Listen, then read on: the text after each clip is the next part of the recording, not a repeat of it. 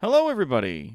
Greetings and welcome to you, brave citizens of our new world. It's me, Toronto's greatest supervillain and the evil genius, Dr. Terrawad, coming to you live from the Layer 4.0. We're playing ourselves once more a game of Dungeons and Dragons 5th Edition. Today we're playing with the Intrepid A team, going down our wonderful list of people here. On the top, we've got a one Spooty Poots playing Vrail, our UNT Paladin.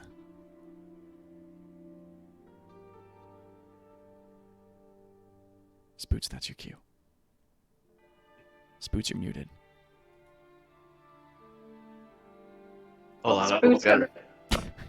That's okay. How you doing, Spoots? You still there? Buddy old pal? She does not appear to be able to hear you. That is very strange. I would definitely say that this is probably on me, as I didn't do a tech check before we got started. There it is. Oh. We are all There in we the go. waiting room. Let's all move into the stream.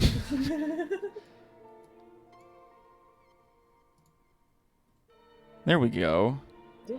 I did do a tech check. For some reason, it just suddenly stopped. I just suddenly stopped hearing him. It is always how that goes. It's literally the seconds before it goes live. Everything's just like, fuck it, and like runs off. Fuck all your work. Fuck everything. So yes, we've got a Spooty Poots here playing Vrail, our UNT Paladin. Hello. And of course, we've got a one Killing Chick, aka KC, playing our Grung Druid, Floop. Surface boss. Wow. What a time to be alive. And of course, we've got Warden playing our Thrycreen Monk Keeper. Blessings upon you. Blessings upon you. Blessings upon you. Blessings upon you. Blessings. That was really. That was a long echo. My goodness. And of course, last but certainly not least, we've got Zax Triar, our Goblin Artificer, being played by A1 Shaskar. Glad to be here. Woo! Now, when last we left our intrepid adventurers here, they had made their way west. Upon reaching the monstrous wastes here in the north, making their way towards the coastline, with the hopes of getting towards the living mountains that were off the western coast. After some time of travel, they had made their way eventually to a small and modest village filled with what is colloquially referred to as gray orcs. Ooh. There There's we go. one. Actually, we can go with that one.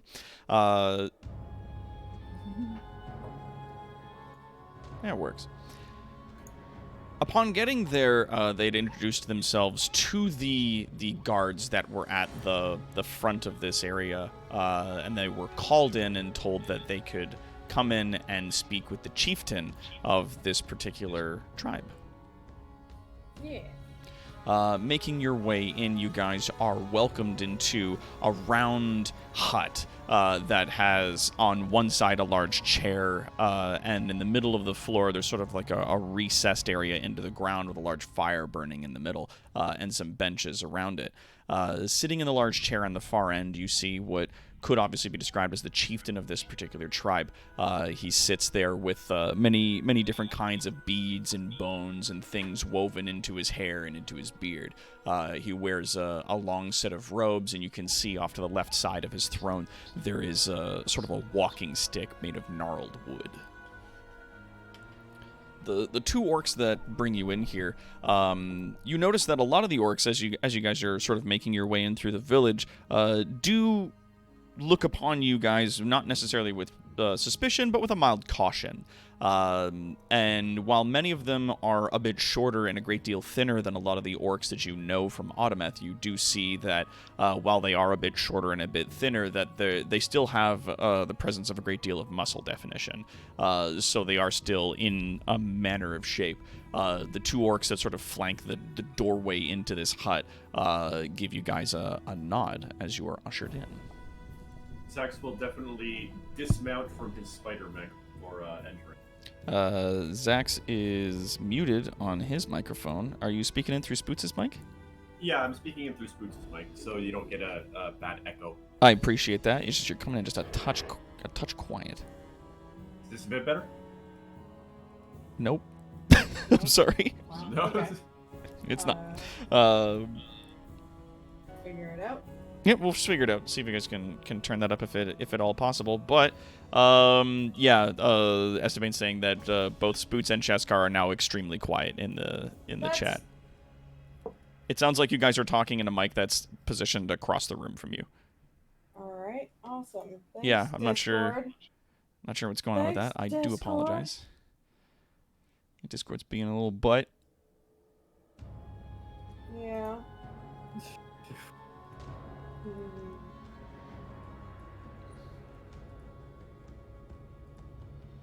While we're resolving that, I just want to turn the attention over to the chat and say hello and thank you and welcome for being here.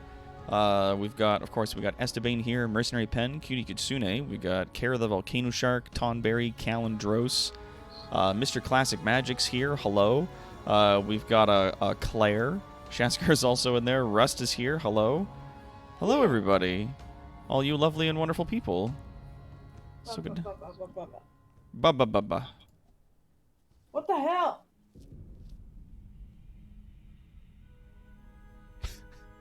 What the They're fuck? having audio Why is it troubles so again. quiet?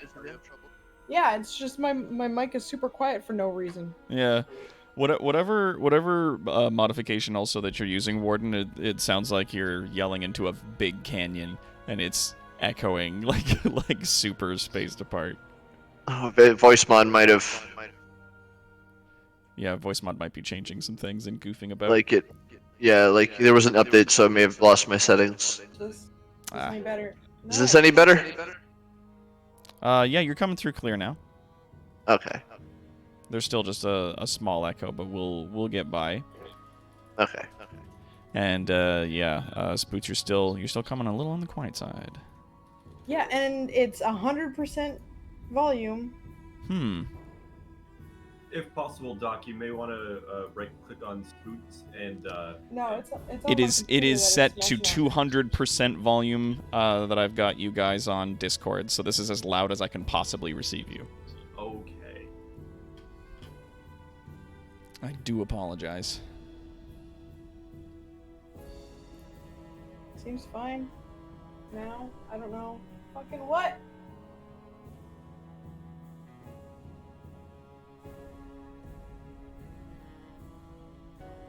Any better? No? No, I'm sorry. Oh my god!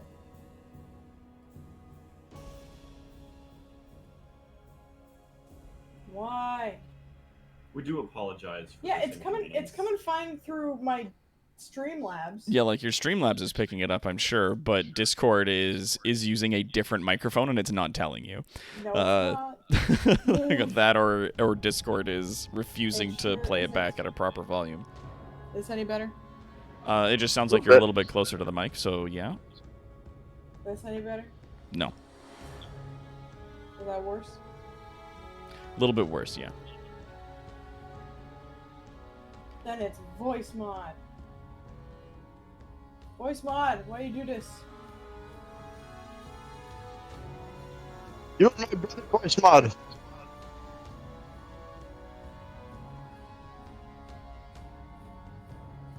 How about now?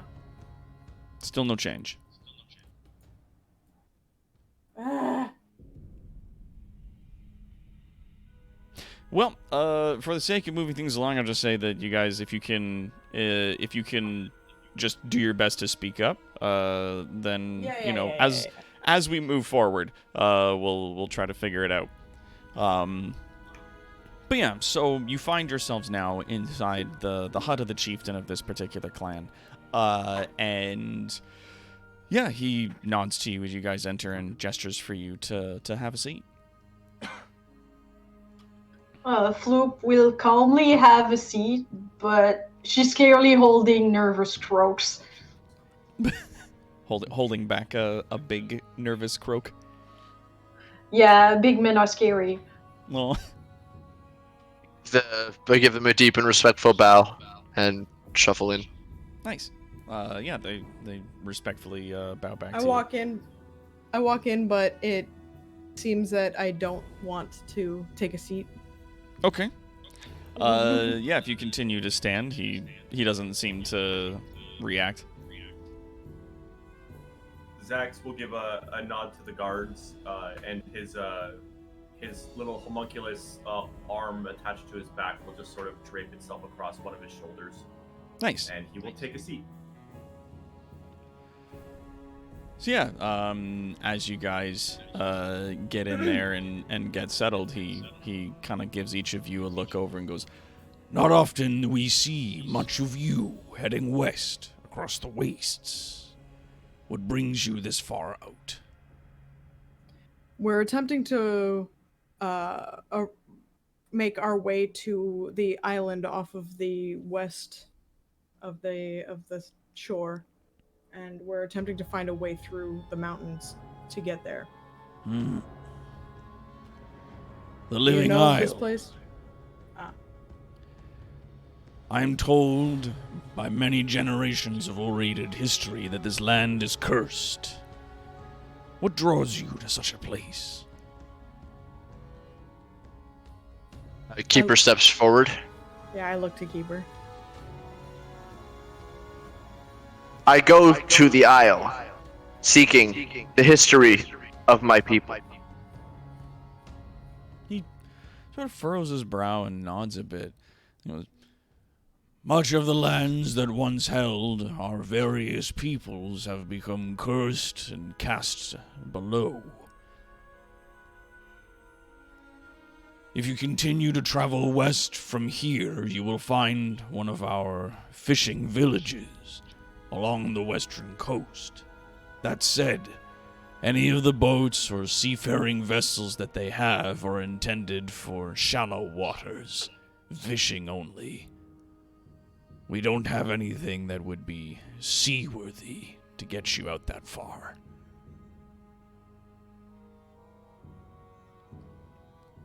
Point us in the direction of something more able.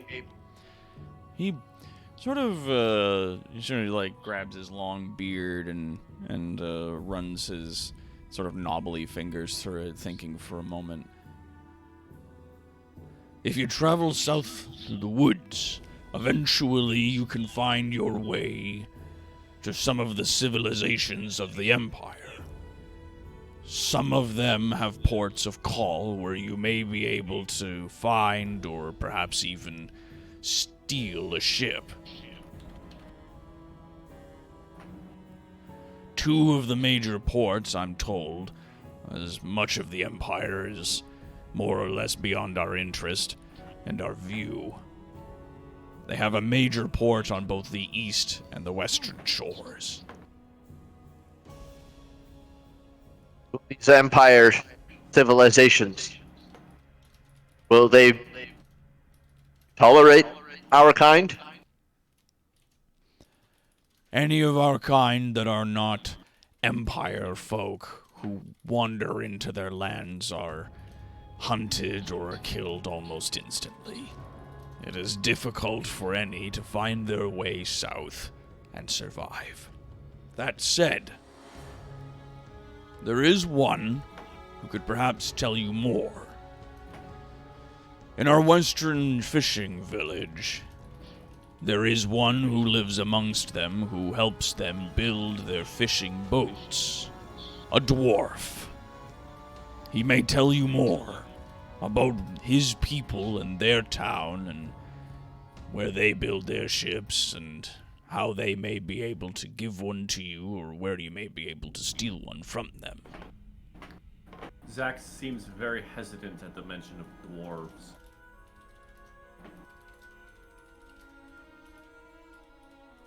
Can you hear us?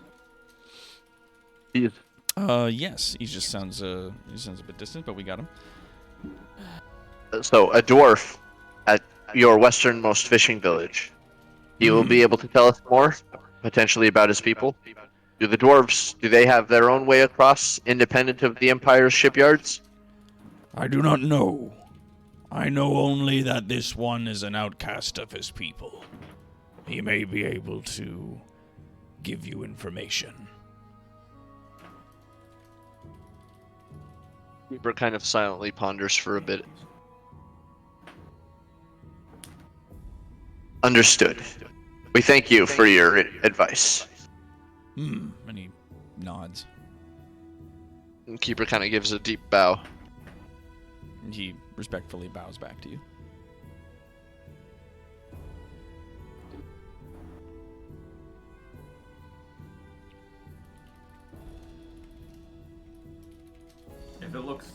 If it looks like it's decorum to stand and leave, I think Zax is gonna stand and dust himself off.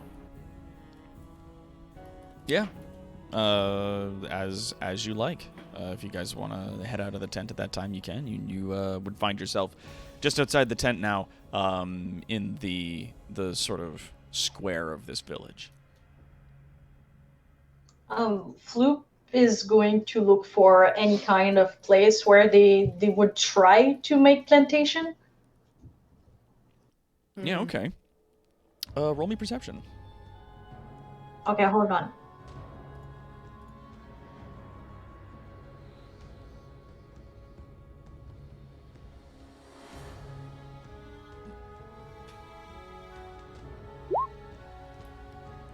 Okay.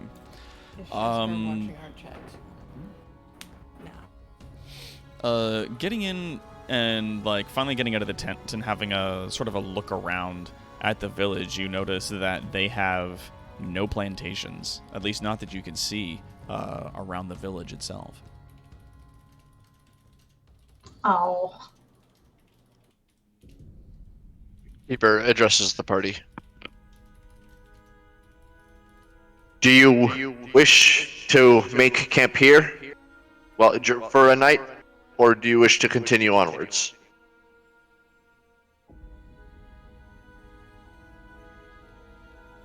Floop just looks up and kind of shrugs.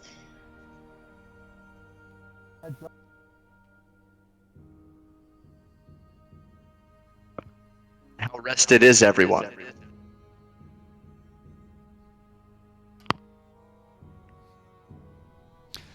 You guys would be in a little bit of a mixture of rest. You guys would find yourselves, like, it's like midday. You guys had, like, a big rest a little while ago. Oh my god. Apparently... And Spooty has fully crashed out. Wow. Well, that might be a short-lived solution to the problem that we've been having. So we'll wait for them to reconnect. In the meantime, how's everybody doing in the chat? How's everybody doing in there? I understand that at least Kara is excited about you guys getting towards the island with a volcano in it and the potential for sharks. We're just waiting for restart now. Okay, Shaskar, your microphone sounds like it's been thrown under 16 pillows. Minimum. Weird. Yeah, I can only just barely understand you, and that's because I personally have the volume turned way the hell up on my computer, and I've got noise-canceling headphones.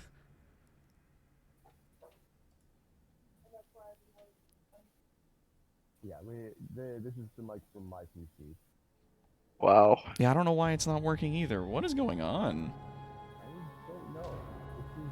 I've also got you turned all the way up, and it's just this very distant, muffled sound. Jessica doesn't use... Jessica doesn't use voice mod. No. Is it potentially pulling from your Vive? No, I just double checked that. It's actually it's pulling from my headset properly. Well, not properly, but Okay, yeah. but it is pulling from the right source at least. Okay. Yeah. Well, at least it seems to be.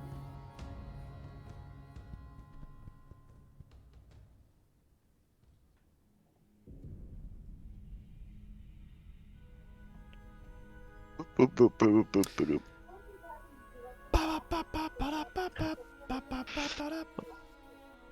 Okay, Doc, what do you have at your Echo voice mod setup? Like, what do you have your mix set to for? Oh, for like talking to people? Yeah, like what you were I using have for the one- Threat Green voices. For like talking with an echo. I just used one that's labeled Cave in the voice mod program. Yeah, it was. Oh yeah, it was Caven. It was Engine that I was using, right? Okay, it's how's Cave. this? Hold on. How's this? Does this sound more Thrycreen? There you go. That's your Okay. Thrycreen speaking out loud voice Right. that you've been using before. Okay. Yeah. Right. I've been using the wrong voice. I've been using the Echo one instead of Engine. That's okay. There we go. What they did recently was they like, and I'm like, this is what I feel is that recently they were like, oh, we're gonna do a big revamp of voice mod, and I was like, oh yeah, what are you doing? And they're like, oh, nothing. We're just making everything very confusing by changing all the visuals on everything so that it has a much more unified visual tone, which is great. Don't get me wrong, but if like it immediately causes you to lose track of a lot of the voices that you had been using and a lot of the settings that you had previously set up already, which was very frustrating. But you do still have the ability to like sort of futz with a lot of those things. Like for my Cave settings, I've got background effects turned completely off, reverb all the way up, intelligible all the way up, and then my mix is at just 40. Because the higher the mix, the more difficult it is for people to understand, and then the voice volume for that I have set to 50, so it doesn't when I'm using the modifier, it doesn't come in much louder as it is wont to do in some cases. Gotcha. So this should be working perfectly well then. Oh yes. So if you're using Wonderful. Engine, then it should be good. Like the way you had it set was great. It seems like just out of the box, Engine works really well. And a lot of the Wonderful. other ones I've got seem to be good. Glad I managed to get that sorted out. Yeah, it's cool. It's its own thing. Yeah. Oh, Belanthir's here. Hello. As we're waiting, Casey's hearing her partner Hortag swear in the background as he tries to solo Torghast corridors. Rough. On Sounds- a survival hunter, I have to add. Ooh, that sounds fucking brutal. Recently, I heard that they also put a thing in there that is like a thing you can activate that makes your character blind for a small period of time. Like, it increases your damage and damage resistance, but then you lose the ability to see what you're doing. Like, you can still see the names of things you're targeting, but you can't see, like, where you're walking or what's going on, and it's a very curious thing. We haven't stumbled upon that type of power yet. Yeah. I'm also, I don't know. Like, there's always a part of me that's like, maybe I'll get back into it at some point, just casually offline. Like, maybe I'll play some, but then I never have the time for it, and I never have the energy, so just like, fuck it. Me and Hortag decided to go all the way, and we already made the Twisting Corridor layer 8. Be me. Be obtained new Vive headset. Be setting up new headset. Be discovering that your graphics card has only one HDMI port. Be ordering an adapter from Amazon. Oh man. Aww. It's good that you. Is it the HTC Vive? Yeah. What's the one that fucking Facebook? It's the Oculus Quest. Oculus. 2. Yeah. I hate that it's like not only the much cheaper option, but visually, like in terms of like visual effects and capability, it appears to be much better than what we've had in the past. And like it's comparable almost in quality to the Valve Index that I've got. And their controls are really good, and it's fully wireless. Like, you can just put on the headset and it doesn't have a wire that connects to your computer or anything. Like, it's all wireless, so you can walk around and move about your space. However, because it's owned by Facebook, they're like, right, yeah, you have to log in your account. Like, you have to connect the Oculus Quest 2 to your Facebook account, and if for some reason we decide that like you on Facebook is not something that we want anymore, like if you get banned for any reason or if you share content that they don't agree with, they will basically cancel your account and break your system. Yep. And I was like, fuck you, Facebook. Like, What the fuck? Like, you didn't need to get into the VR game and be like, yeah, we're going to make a really good headset that's way cheaper than everything else, but you have to use only our proprietary systems, software, and games. And if you don't, and we don't like what you're doing on your fucking personal social media, then we're going to destroy your stuff. Also, your Facebook account has to be verified. So you have to, like, send in identification in order to prove that you are this person. So you can't just make, like, a dummy account. Yeah, that's one of my big problems with a lot of Apple products too, is that like you don't actually own them if you read the terms and conditions. Like you own like a license to use it. Yeah. At any point, they could just say, nope, we don't want you using this anymore. We're just gonna turn it off. Yeah. No, and it's just fucking ridiculous. So yeah, the fucking Jaskar coming to us live from underneath the couch. So there. And also, Mackenzie, hello! How are you doing? I hope you're doing well. I miss you a whole bunch and hope you are healthy. But yeah, also Planthier having himself some ham. Once again, apologies to everybody who's out there having to listen to us here. We're just sorting this situation out. So what I'm going to do is I'm going to go ahead and pause that music. I'm going to bring us to our screen here. And I'm just going to keep the sound playing through so that we can talk to you guys and just do a little chitter-chatter. Yeah, no, Facebook has also been giving me some very, very strange people you may know friend recommendations. I think they adjusted the algorithm on that, and now it's like, it's coming through really fucking strange. Yeah, like it's its own thing right now. It's ridiculous. Well, I miss your hugs too.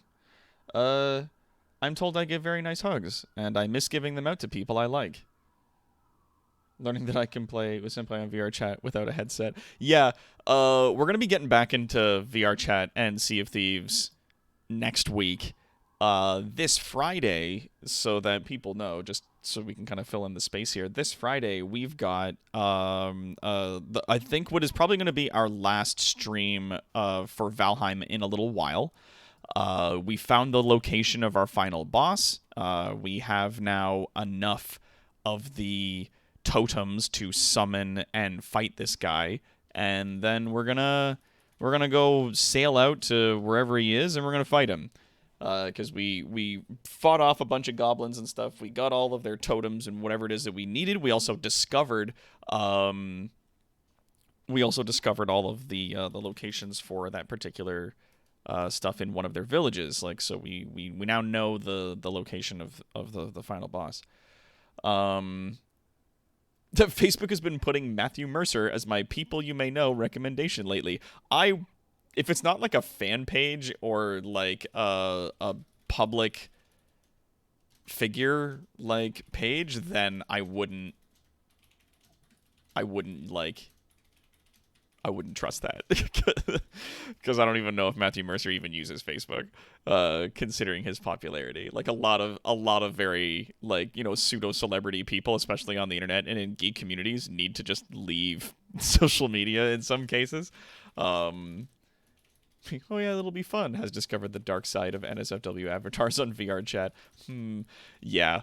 I mean, I've got it set up in such a way that I can't see certain things if people aren't friends with me. So as long as like no one in our community attempts to show up with that stuff, then it'll be fine. I'm not gonna get banned if somebody jumps in and is like, oh hey, I've got this like naked person mod. I could be like, okay, well, you know, nudity's not altogether banned on Twitch anymore. It's just like games that are focused around that sort of thing are. So like if nudity happens in a sort of like incidental way and it's very minimal, then they're willing to just look the other way and move on, instead of policing every potential nipple slip that will happen in a game. Bio, yeah, if you got a mod suggestion for Fallout 4, shoot it my way. I do want to get back into Fallout 4, but it's sort of that situation where, like, kind of the only way I want to play it now is in VR, and I can't because Fallout 4 VR just, like, wholesale does not work for the Valve Index, or anything that's not the Oculus. That's rough. Yeah, it sucks. it made me very sad. Because I managed to get Skyrim working because there are honestly a lot more people modding Skyrim than there are people modding Fallout 4. And it's a lot easier to mod Skyrim because it's been out for a lot longer, and because it's an older system, it's at least stabilized more with the mods that people have been putting in. Like, there's less bullshit that they have to kind of work around when they make modifications. So, yeah. It's just one of those things where I'm like, I want to do it, and I every time I played Fallout 4 in VR, it would work for like 5 minutes or 10 minutes, and then it would crash. If that. Ooh. Like, sometimes I get like 20 seconds in and the game would crash. And it was cool, like, shooting guns, because it's VR, and like VR really does lend itself well for like first person shooter games like Fallout, in terms of like the transition, right? But I would walk around and then suddenly everybody wouldn't have hair anymore, or everyone's skin would turn like a purple color, or that everyone would turn white, or everyone's eyes would disappear, and then the game would crash. And I was like, oh, come on. Aw. Like, Fallout 4, even on an amazing PC with no modifications whatsoever, Fallout 4 barely fucking worked. Like, that game had a ton of bugs and would crash constantly, and that was that was like in a best case scenario. So I was like, I have no idea if this is going to work. I do still want to get back and eventually finish Skyrim in VR. Like, that's definitely something I want to do at some point. I have to I still have my save file. I have to rebuild the mod sets that I had, though, because I sort of switched PCs. And while I still have my save files, I no longer have like a lot of the stuff that I was using in the game as mods, and it was super fun. Like, I was having a really good time with it. It was working when it worked. It was working. So that was cool. But yeah, like, I want to go back into Fallout 4, but unless I can get into it in a stable game environment, then I'm not super interested. Like, one of the biggest problems people had was, it's like, yeah, if you're in VR and you're walking through Fallout 4, because the ground has tons of little like rocks and cracks and stuff in it, your view is constantly like jittering up and down. And it's super nauseating when it does that. Ooh. Yeah, that sounds rough. Yeah, and then someone was like, yeah, well, I made a mod that makes your character float like a half an inch above the ground, and then whenever you go up or down, you kind of like hover up or down, like in sort of a smooth transition between those areas. But it only works for the HTC Vive, or the Oculus. Like, it didn't work for the Index. It just wasn't good for it. That's weird. Yeah. But then, like, when I was trying it, the Index was like brand fucking new. So, I've been loving my Index. oh, me too. It's so nice. God, I mean, and one of the reasons why we haven't been doing as much VR content here is just because, like, the space that I'm currently sharing with Envy, and I'm not saying that this is like a bad thing on them. This is like, I 100% invited them to come and live in this space with me so that we could survive an apocalypse a little bit better together. But because of the shared space, it makes it very difficult for me to do certain kinds of VR. So, like, VR chat I can do because I can do it seated in the corner. But games like Skyrim are going to require me to be standing and flailing my arms around a bunch, and I don't want to have to tell my good friend to go sit in a different room while I do this. So I don't want to be like, yeah, get out. Like, 'cause I'm gonna be doing some VR when there's tons of other content that I could be working on at present. Like, there's loads of other things I could be streaming. So it's totally fine. Like, it doesn't bother me at all. No. I'm gonna check on Spooty. Yeah. Horta got the new inner powers that makes you powerful, but you're blind. Oh, cool. Yeah, you got that now. And yeah, go check on Spoots. See how Spoots is doing. She's just getting back into Discord, and she's already back into the D&D. Mm-hmm. Page.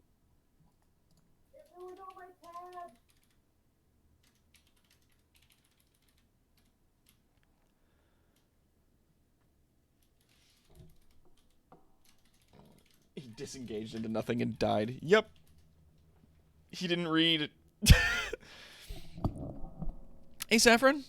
we're just having some technical difficulties. So we're having a little chat about VR and some other stuff. We're just chilling out. We're having a little chill out Technical stream. difficulties. Where's I don't have it on this panel. There we go. We're having ourselves some Technical difficulties. And apparently Discord has an update. Hooray! hooray!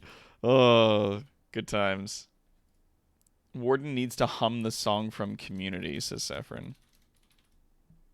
Which one? So many songs. Ortega is salty. Well, yeah, KC, because he ran into the thing, didn't read the sign on the way in, and fucking jumped backwards off a cliff when he went blind because he panicked. Now, here's a note, though, just real quick for you, though, KC, that even though your character can't see, you can still see the nameplates of all the monsters, and you also do still have your mini-map in the top corner to give yourself a general idea as to where your character is currently standing, so you don't just run off a fucking ledge. And for players like myself who only look at their fucking action bars anyways, it's like, it's not a huge change from how we already play the game. Saffron says the technical difficulty songs that Troy sings. Daybreak.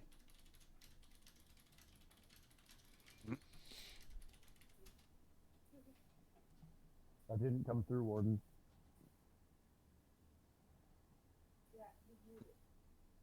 It's okay, he doesn't he- remember he it. is- Aw. You can hear him humming it, but it's not actually coming through his Discord. Not coming through. Damn it. Aw. Yeah. Fine. Yeah, your mic keeps breaking up as well, Warden. Yeah. I'm worried about you guys.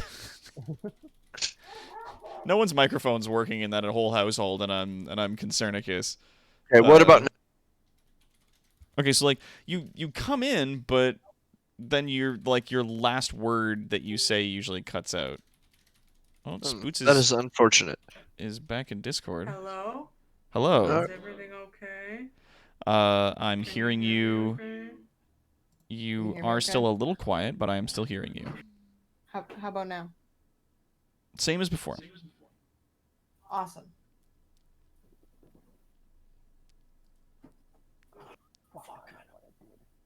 What'd you do, Jaskar? I plugged in. Did you plug your microphone into the headphone jack? And I plugged in my headset instead of my microphone. Well, I mean, that's not what happened to me. So I was gonna say that would explain why Shaskar's microphone sounds like he's, underneath 3 mattresses. Yeah. But that doesn't solve our current problem with Spoots. You doing okay over there, buddy? no. Oh no. I'll give you a big hug. Also, hey Colin, we're just having some technical difficulties, so we're just chatting with the chat peoples. Why is it not working? Why is it not working? Doing all Jimmy jams. So my microphone should be a hell of a lot better now. Oh yeah. It's coming through better now. There's a bit of static on the line, but you're definitely coming through. Yeah.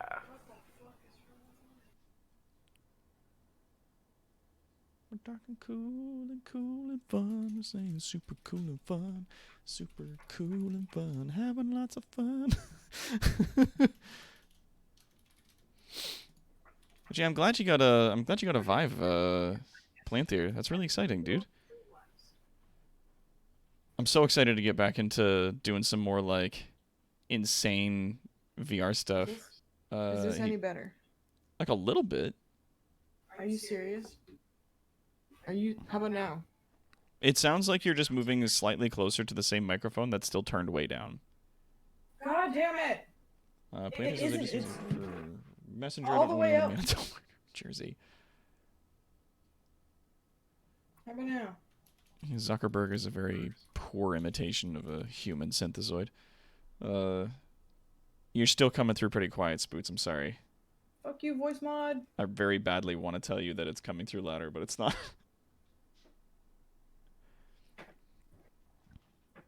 Oh my god.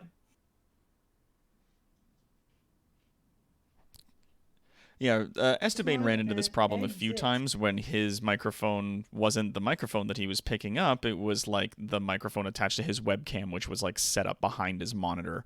So which is why he would come through really quiet sometimes. But yeah, like it sounds like your microphone's really far away from you because like not only is it quiet, but there's like a bit of a sort of like a tinny echo from the room that you're in. So I would say, like, double check whatever it is that Discord thinks it's using. Like, switch it to something else and switch it back, and then do the same thing for voice mod. Like, when you go into the settings section for the input, like, hit that recycle button a few times to make sure that it's doing the right thing. And maybe also, like, futz with the system input volume, because that can sometimes help. Just as a suggestion. Yeah, at the very least, my microphone should be half decent, but it's definitely going to be an issue if Spooty also has to use it. Yeah, you're coming through just fine now. Like, there's no more static on your line. You're coming through good. Yeah.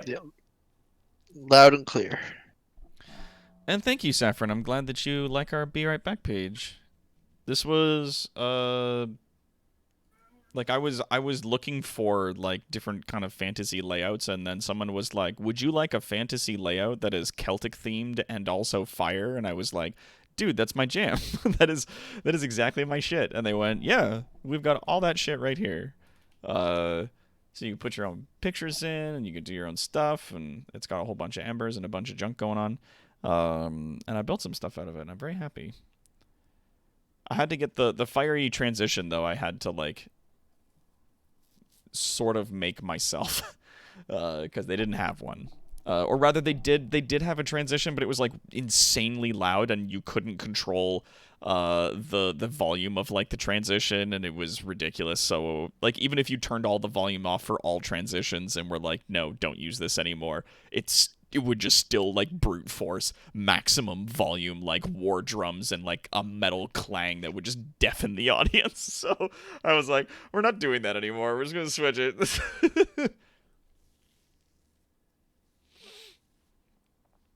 Celtic Fire, fuck right off, obviously. Yeah. Looks like, yeah, back in the fucking Ashlands. Oh, man.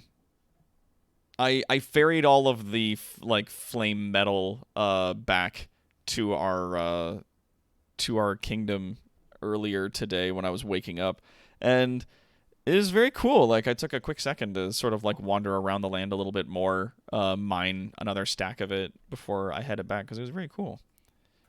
The area does look kind of neat, but you really lose yourself in it pretty quickly. Oh yeah, like you can really get in there. Like, it's so cool. It's such a simplistic game, but it's so big and so well done, and I'm just constantly impressed by it. And even though, like, we run into lag whenever we're in the town with more than, like, 2 people, I'm still just like, it's still good. Like, this is still a really good game. It's just not really built for, like, a lot of people in one place, like, building a functional kingdom. Like, that's not what it's for.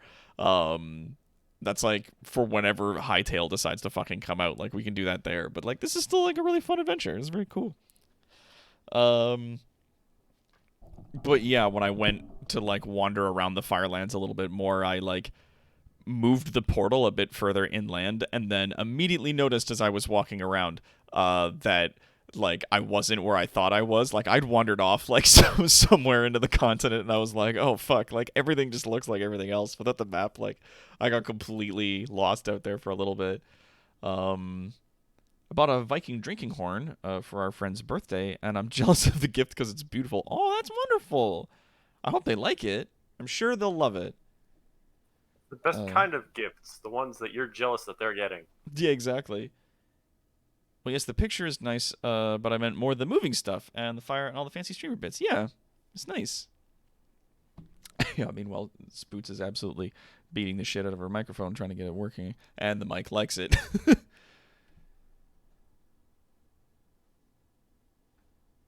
I'm sure they will be. So- Yeah.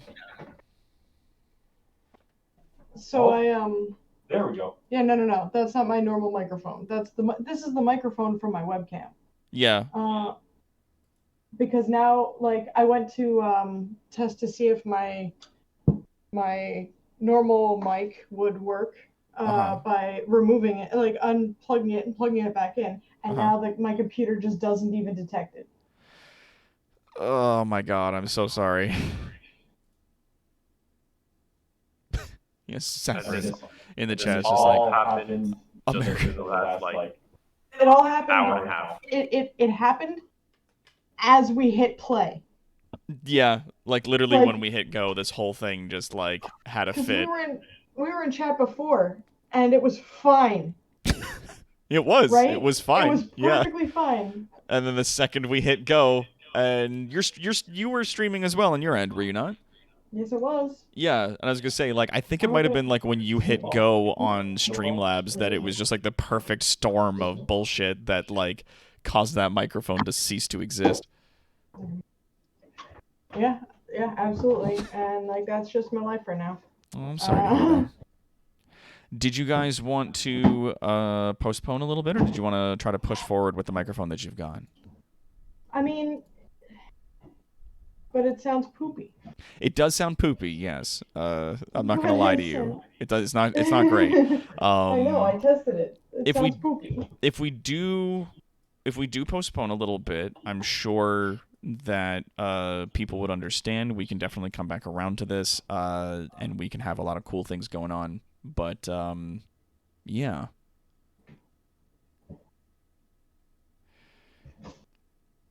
And I we mean, could I'd just much prefer to keep spend the going, rest of but- the rest of the stream just chilling out and chatting with the peoples and whatnot, and that would perhaps give poor Cassie a chance to come back. Cassie's not joining us this evening just because she's got some of them COVID blues, so she's sitting out for yeah, this particular That's stream. fucking fair. Yeah, no, dude, them COVID blues is serious business. Super cereal. Hmm. I've been getting them myself. That's why I haven't been streaming very much Yeah. because the COVID blues.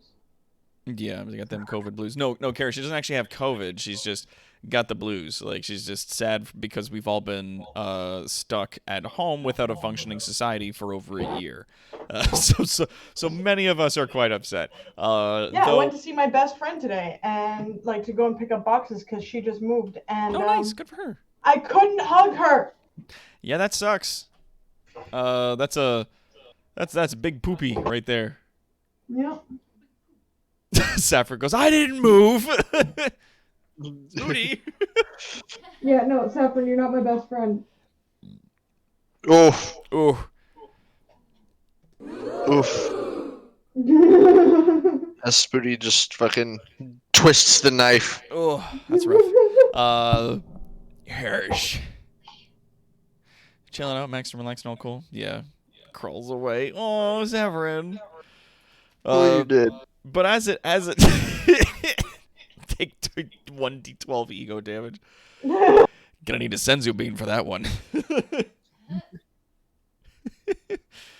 But yeah, it's a pretty rough time out there. I was like looking at sort of an infection rates, at least just in Toronto, yesterday night, just to be like, where are we right now in terms of that? And it was like, yeah, you know, last like July, August, we were down to like double digits in terms of per day infections, which is why a lot of people were trying to get back outside and reopen things because we felt like we pretty much had it under control. And then almost immediately, like, the infection rates spike up to like over 1,000 a day and held pretty solid for a little while. And now it's down to a little less than half that. We're at How's an this? average of 400 a day. Run that again? How's this? How is this? It's the same. It's the same. We're back to where we God were. damn it! Oh, that came through well. Oh As my- long as you okay, just so- stay in that tone. What? Yeah, it's starting to work now, but that's because it's right in front of my face. Yeah. What is this?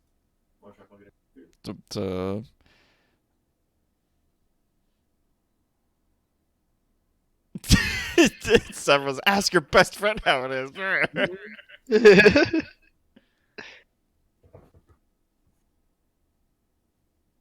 What do you want from me, Saffron? That Just is wants to be your best friend. Yeah, Yeah. no, it's because it's right in front of my face. Yeah. Like that's why it sounds better. Oh, Saffron wants some love. Yeah. Everybody in the Alright, chat come- give Saffron come some love. over. Big love. Well, that's the thing, Casey. The hope is to, before we open things up properly, is to quickly inoculate everybody, and then when infection rates start to plummet down to like the double digits and single digits again, and people decide to fully disregard safety precautions, everybody will be inoculated and it'll be fine. Vaccines. We've only vaccinated 5% of our country. Oh yeah, no, we're way behind on vaccinations in Canada, but April it's supposed to pick the fuck up because they wanted to get like first responder and frontline people and old people first for the first month. And then they're going to move on to like, you know, other people that have health conditions and other stuff, and then they're going to move on to the whole of the rest of everybody, I believe, in May or early Yeah, I don't know. June. Well, I'm reading off of their website where they were just like, yeah, we're, you know, kind of around there. I was like, okay, like, we'll see. Because really, if you look at the infections for our Ontario as a whole and the infections for Toronto, it's pretty much the same number. You don't get a lot of people who are infected or at risk. Like, you do still get some outside of the city, but not as many, just because, you know, once you get outside of Toronto, people tend to be a lot more spaced out than we are here, so it happens. Any better? No, great. Hey, Esteban, whatever you can get, man. In April, they're like, we're going to be vaccinating people with psychological disorders. And I was like, ooh, I've got some. Like, I got some of that. Maybe I'll sign up. So we'll see what's happening. My mom was an at-home nurse for people who are completely unautonomous, so she had her vaccine in priority. That's nice. That's good to hear, Casey. First vaccine appointment's on the 22nd. Good for you, Kara. Nice. I'm going to be talking about it. I'm probably, like, after I get my first shot and my second shot, like, I'm not going to be in shape to stream properly, so I might just do chill-out streams that are titled, like, post-injection slurs or whatever, because apparently when people get these, like, apparently you get a little sluggish as your body adjusts. So It knocks you out for a good couple days. yeah, like it knocks you down for a little while. And yes, Doc turns to his disorders. Look at this stuff. Isn't it neat? Wouldn't you think my collection's complete? Yeah, do a little slug stream. Just kind of hang out and chit chat with you guys. You know, just relax. And my sis had her vaccine when she was admitted to the hospital to have her baby. Oh, that's wonderful. That's good, Casey. That and chemo. What fun.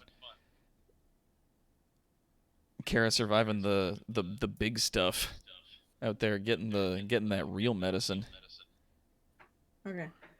Okay. So So I think Shaskar will have to use his own microphone, microphone. And that's perfectly fine. as long as it is. Yeah, I mean he's got the push to talk. And yeah, a small amount of whatever I'm saying is echoing back through Spoots' mic, Yeah. but it's so small, like you can barely hear it. And as it is, like a little bit of Shaskar comes through there as well. But I mean, like if this is the best we got for now, I'm willing to go forward. Yep, I'm happy with it. Yeah, Kara's definitely OG, standing for Original Gangsta. West Side. Full grown weight crush of souls. I will not be letting this go. Saffron, this is why you and I are friends. You understand old and seething hatreds like I do. Bah.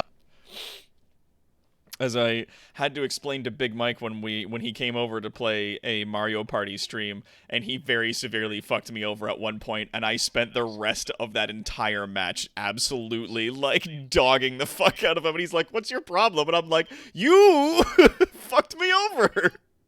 He's like, yeah, that was like 4 turns ago. And I'm like, mine is an old and deep hatred. Like,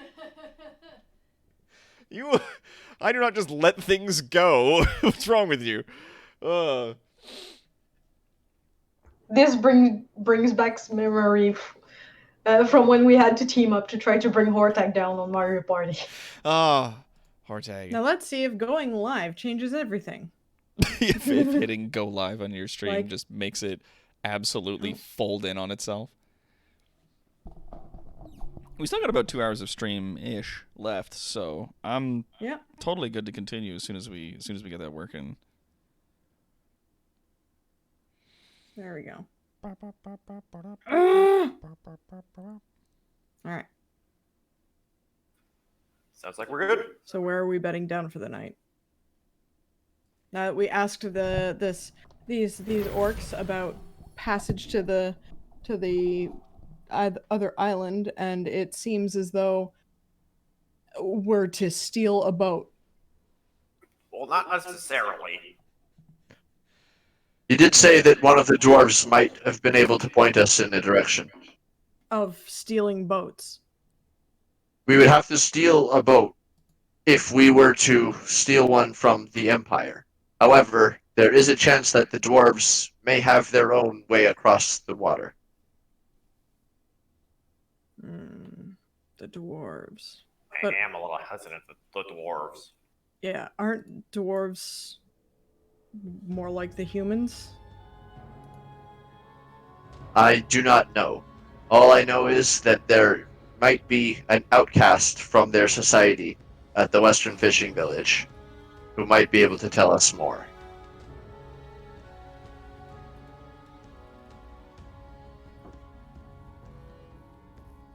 And It is up to you if we wish to make camp here for the night, request lodging, food, or if you are all rested well enough to continue on our journey. when was the last time we rested? Was it just before this? Yeah, as you Like how long ago? You guys did rest the night previous, and you guys are. It's like at this point, sort of mid-afternoon. Oh, okay. Well, it's dependent on what you fellows feel like. Well, don't we have to reach another village anyways? Can we just not rest at the next village instead? Well, I think we at least should get some supplies and some meat for Rail. Yes. That is true. Yeah, these Meat will be necessary to feed those of you who consume it. Well, I assume you do too, but specifically, we kind of only have so many traveling supplies, and fresh meat is not really a good traveling supply, you know? I do not eat meat. I eat plant life, fruit, as well as smaller insects. as long as it's made of meat, I can eat it. Like if I got meat-based rations, then I'm fine. They're That's what I mean. meat. Made of meat. All the way through. And I also have some for at least the next 4 days. Okay, well, still, we should probably pick some up. I would much prefer fresh meat, yes, but I think I'm able to get by with what I have for the next 4 days. Worst case scenario, I still have 5 rations of dried meat left. Keeper goes to look for like a guard or something that he can ask. Yeah, if you guys are just standing in like the small area that's outside of the main hut. The 2 guards that are flanking the door are still there. Excellent.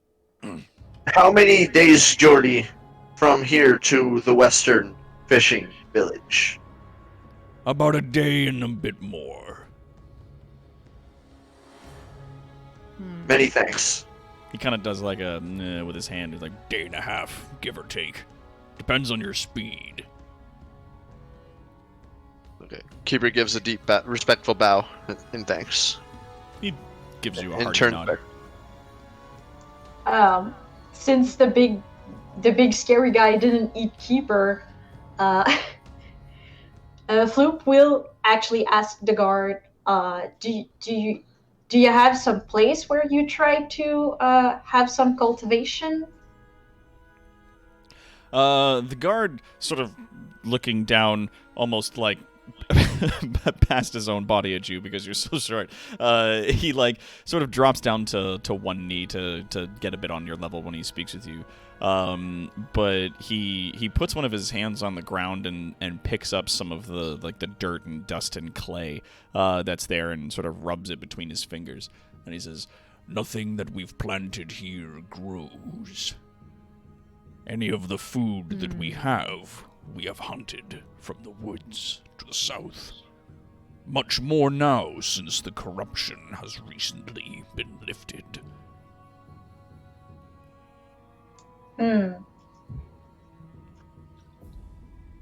So it might actually benefit from your magic, Floop.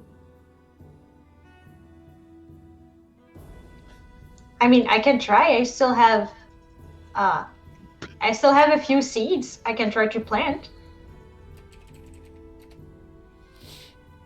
Perhaps inquire if there is a specific location these fine folks would like to have their vegetation.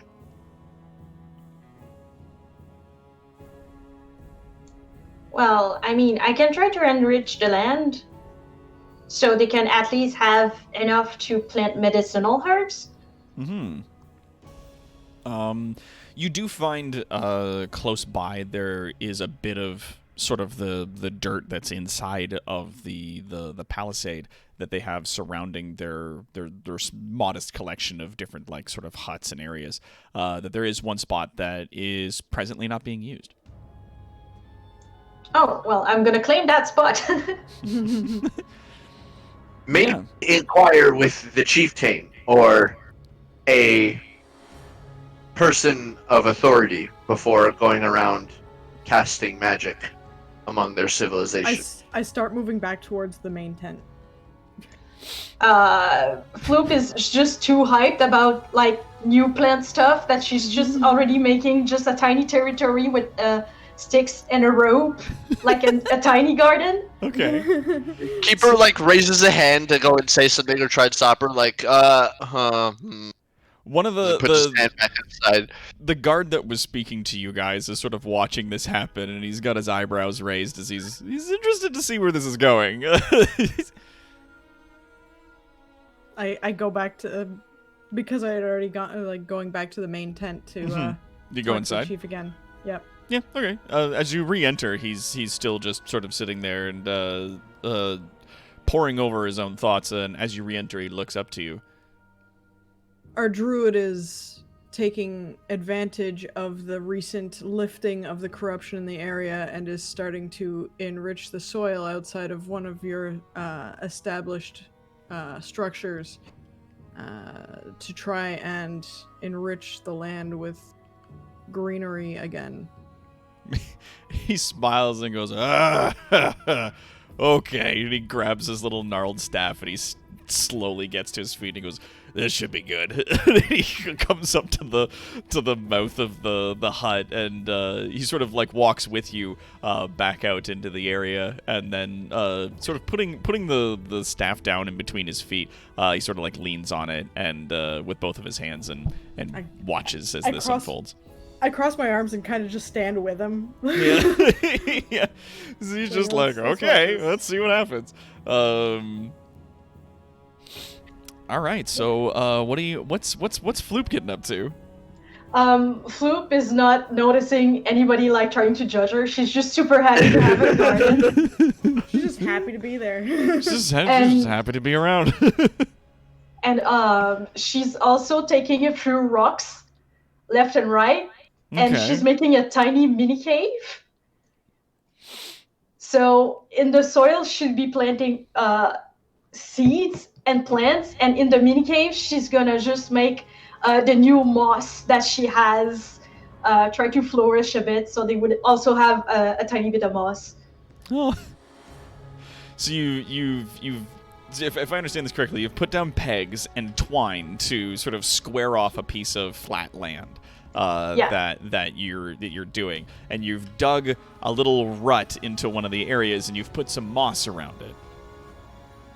Yeah, in a tiny makeshift cave, because moss grows in caves. It doesn't like grow in the sun. So she makes sure that it's a tiny cave per se. Okay, so you've dug down a little bit and then to the side a little bit to sort of like make a little offset pit that you've put the moss into. Yeah. Okay.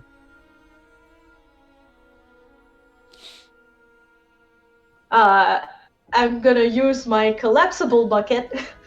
Okay. And hold on a minute.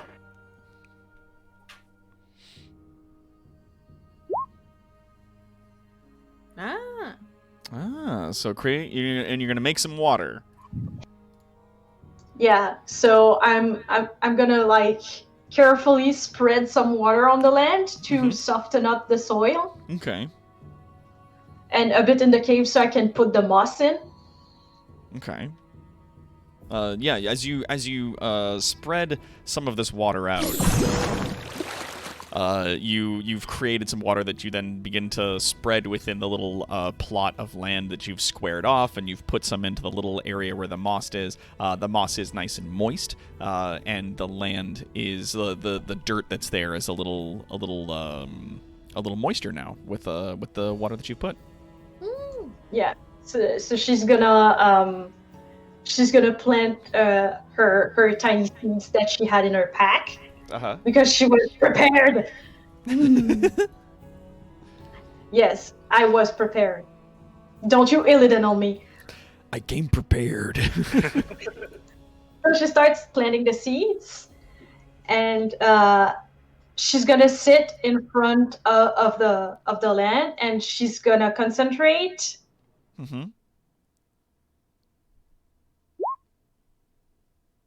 Plant growth. Okay. So let's have a look here.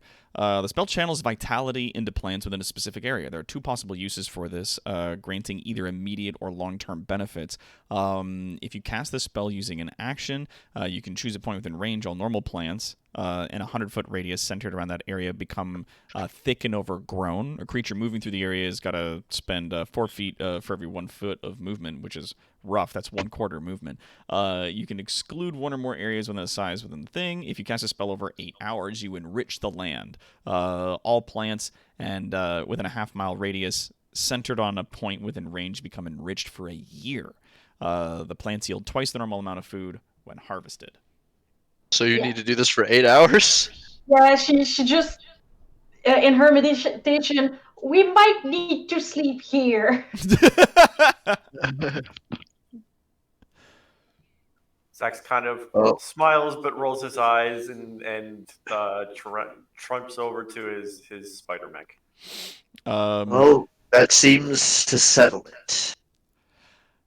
One of the guards, as you guys are standing there, one of the guards looks a little apprehensive and turns to his chief to say something. The chieftain puts up his hand to sort of silence the guard and says, "Let her learn.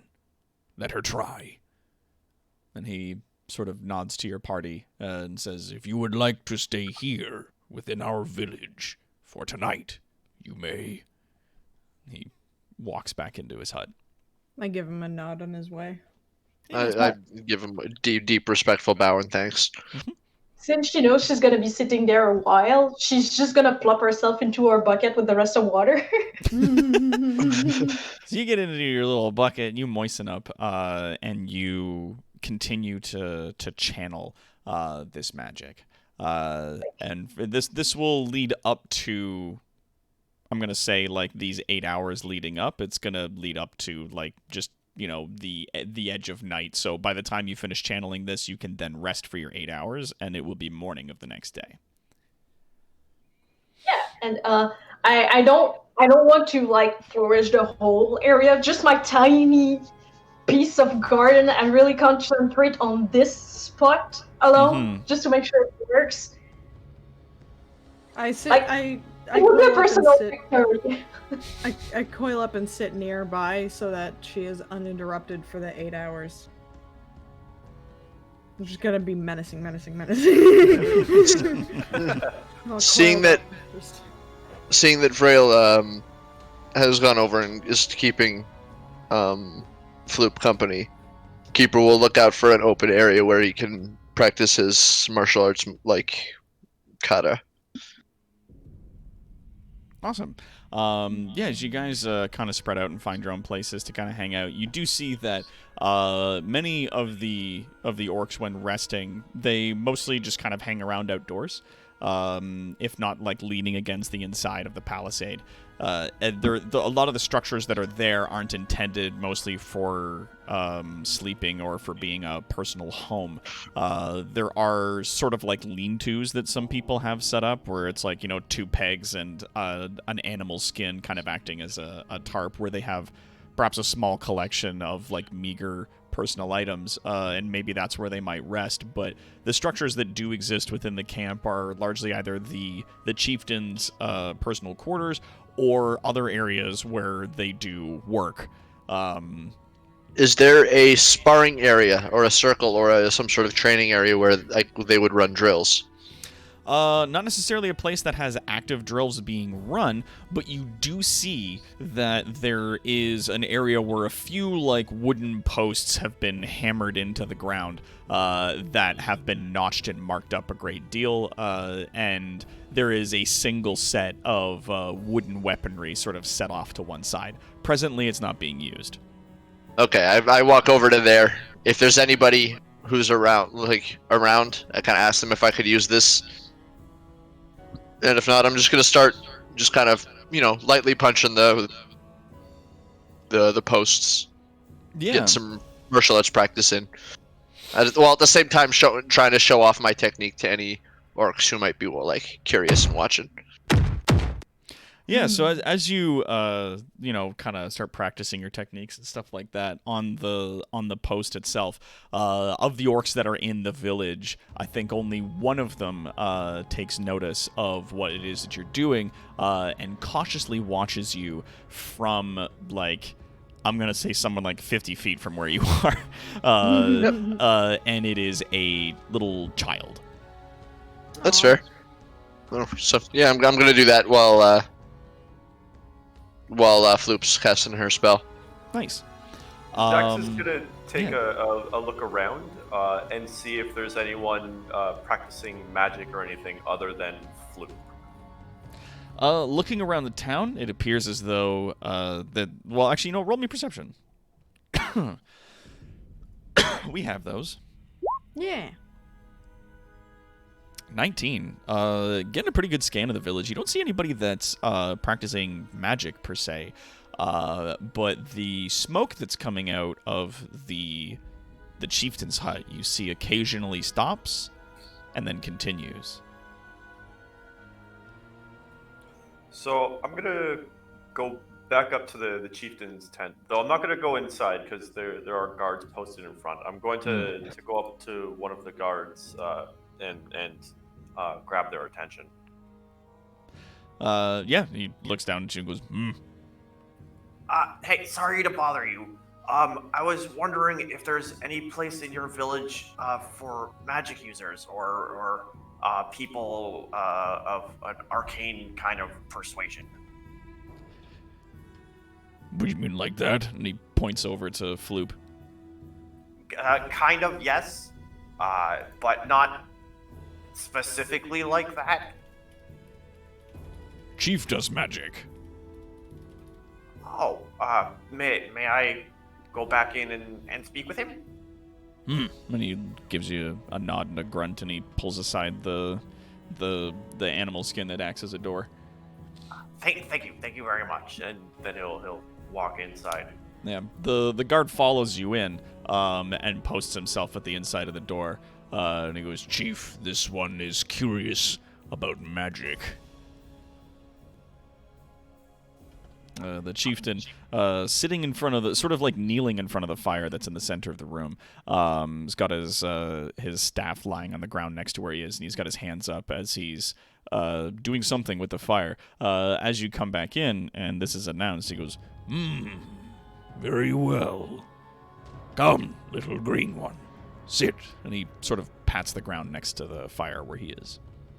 Zax nods with a smile and walks over and takes a seat cross-legged. You see that the sort of gnarled, knobbly hands of the Orcish chieftain have a lot of markings that have either been painted or tattooed on them, both on the palm and on his knuckles and fingers on the back. And as he makes motions with his hands, you can see that some of the fire sort of turns and twists in front of him. Some of the coals will brighten and then go out. And he seems very focused on what he's doing. But as he's doing this, without turning to you, he speaks. So, what do you wish to know? Oh, I'm a student of magic. I make things that do things kind of similar to this sometimes, and he gestures to how he's controlling the fire. And one of the things I wanted to do out in the wider world was learn more about the stuff out here. So I wanted to see if you had knowledge or something that you'd want to pass on to a student. And I completely understand if the answer is no as well. So He chuckles a little bit as he continues to move his hands around and sort of orchestrate the fire that's in front of him in some fashion. And he says, There are many ways to access magic in the world, same as there are many ways to fly or to swim. We pass on the knowledge of the elements from chieftain to chieftain, as is our way. Too many who know magic leave it open for abuse, so we keep our mystical knowledge focused on a chosen few. The way that you reach magic can be a little different from I. For example, and he waves his hand again over the fire, and you see the coals almost flash in a wave across their surface, following his hand's motion. the flames can tell me the future at times. Now, that's fair. I understand that a fair amount. I've studied some stuff like that, but never to this extent. But and I do understand wanting to keep it close to the chest, as it were. There's a few things that I'm able to do with this that I'd rather not get out in the same manner. So believe me, I completely understand you. Indeed. In some cases, As he waves his hand again over the surface of the fire, the future is like the wind, easy to see which direction it's blowing when it's blowing, hard to see which direction it will turn. Yeah, and that's exactly what I kind of thought coming out into the world. But having spoken to you, and now thinking that we're at least going to be spending the night, I don't want to be a burden on your people. So I was wondering if there was any way I could make myself at least useful while we're here. Well, it depends, little green one. What can you do for a village such as ours? Well, I've got a mount outside that can haul cargo if you say you needed something moved or something like that. And like I mentioned, I have access to magic as well.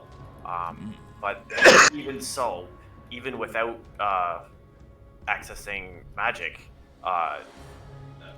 like a nice strong back or at least the will to even just help can be a good boon sometimes. Indeed. Go about town if it suits you. See who it is who would accept your help. Or if you wish to keep an old man company, you are welcome to sit here with me. Well, maybe I'll do a little bit of both. And he gives you a weak and warm smile and a nod, and then goes back to sort of twisting and turning the fire in front of him with his hands.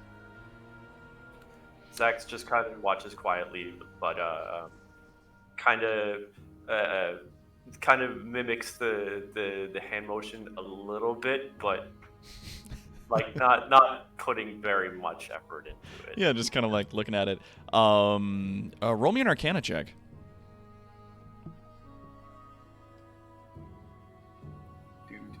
Arcana. Fuck.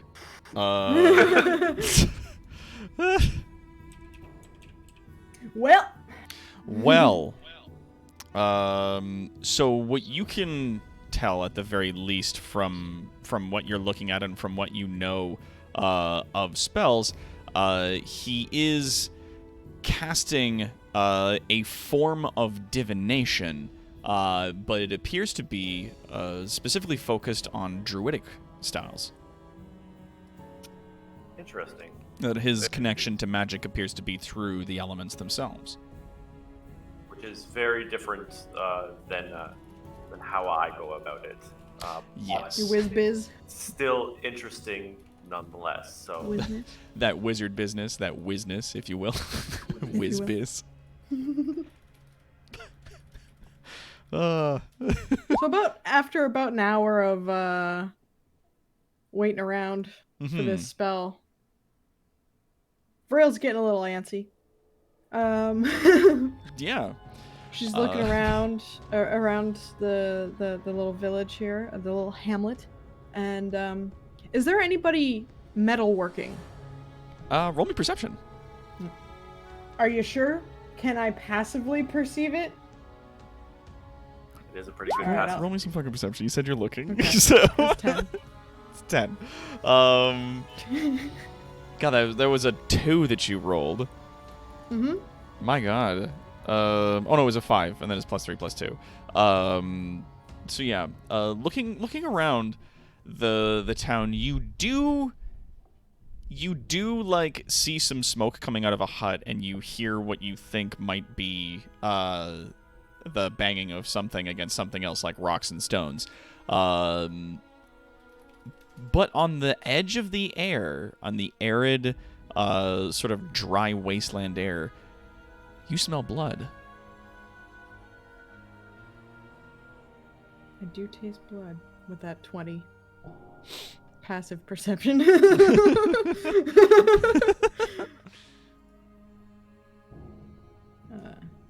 I say down to Flute, I'll be back. And I get up and I go to investigate.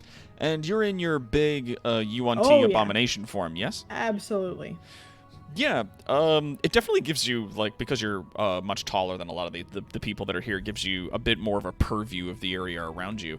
You do see that there is one hut that's over off to one side, that is open on the side. There's a fire made in what appears to be sort of like a makeshift forge, mostly built from clay and mud, that is working. And there's a fellow sort of, like, sitting down in that space, but appears to be heating some rocks and then using another particularly shaped stone to sort of bang the rocks into the shapes of either arrowheads or spear tips, and then affixing those to associated arrows. You do also, as you are sort of looking around, see that there is an area that it's not necessarily a hut. It's like a hut without the top. Like, it's all walls around the sides to stop dust from blowing in. And you can see that there is an orc there that has a deer that is dead on its side, and he's currently in the process of skinning it. Okay. Well, then I go to the forge area. As you approach, the orc that's sitting there banging the rocks together looks up at you and goes, "Oh, hello." I thought to ask if you would be able to make some modifications to already crafted weaponry. If you're of the mind to. I can certainly have a look. I take out my scimitar and I show it to him on like the palms of my hands. I want to put 3 rings through the back of this blade. There's like a solid moment where he's sitting there staring at your scimitar. His mouth is open a little bit as he's looking at it, and you get the impression he's probably not seen a lot of things of this craftsmanship in his life. Many of the orcs that are around don't have any armor on, and a lot of the weaponry that they carry is usually like stones and whatnot. Any swords or axes that you do see that they have, like you gather, might be the collection of the metal that exists in their tribe. But as he looks at it, looking at my armor like fucking. Yeah, people are definitely fucking wowed by both the fact that you're wearing like immaculate golden-looking armor, as well as the fact that you're a 12-foot tall snake lady. So, you know, and it's all just from my standing position. Yeah, this is all weird. So there's more tail than that. Yeah. He takes gently. He puts his hands out to take the blade from you. I let him. He cradles the scimitar in his hands, sort of like teetering it one side to another, and examining all of the finer details of it before sort of like touching the back of the blade with the tip of his finger and says, "You want me to put 3 holes here on the back of the blade so that you can put rings in it?" Yes, closer to the tip of the blade, but evenly spaced so that when I swing it, the rings will loosely move forward and hit the blade and make a lot of noise, and also add a bit of weight to the swing. He goes, okay, and he puts the blade gently down on a stone anvil that he has off to one side. If you believe that it is past your capability, that is okay. I will kindly take my sword back. And he goes, well, let's find out. And he takes like a large stone-headed mallet and I do not wish you to destroy my weapon in the process. Well, no, either I'm going to be able to put a hole in it, or it's going to break my tools, whichever happens first. And really, we'll know if we if we give it a tap. Don't worry, I'm not going to damage your blade. I give him one of those sideways head nods, all right, go okay. on. All right, yeah, no, so he takes a stone-headed mallet and from one of those sort of small wrought wooded shelves he has there, he takes a pin, a very thick peg made of metal, and sort of places it against the blade gently, and then gently tink tink tink taps the top of it with his stone mallet, and the tip of his metal spike breaks. And he goes, "Ooh, yeah, I'm not going to be able to do that." He gently picks your sword up and gives it back to you. Despite what he did, your sword is entirely unscathed. from what happened. I give him a nod and I take my sword back and sheath it again. Yeah, and he Do goes, you know of anyone who would be able to in this area? Around here, no. But, keep looking. I'm sure whoever it is that made your armor, I'm sure there's folks that are fine craftsmen, artisans who can make similar things like this. I'm sure that whoever made my armor is well and dead, because this is armor that was passed down to me and my family. And he goes, yeah, I'd believe that, yeah. It's very rare stuff you've got there. But I'm sure there are artisans out there who'd be able to help you modify this, just not here. I give him a nod. he gives you a nod Yeah. back and goes back to making arrowheads. Yeah, I take my way. And then I go over to the guy with the meat. Yeah. Peeking over the top of the sides, you see that as that guy is sort of like, getting the hide off of the deer, he's like stretching it out over a tanning rack and has the deer itself like sort of sitting on a series of other skins and whatnot to act as a tarp so that it doesn't get all dirty. And as he begins to like sort of take off sections of meat, he sees you approach and goes like, "Oh, hello." I get that a lot. Yeah. I bet. Welcome to our village, he says, up to his arms in gore. I give him a nod again. I cross my arms. Where did you find animals like this out in this wasteland? Oh, this gets brought back to us from our hunters from the woods to the south. Woods to the south. About Got half it. a day travel. They hunt within the edge of the woods. A lot easier now that the woods aren't sick anymore. I'm looking over my map Yeah. while he talks.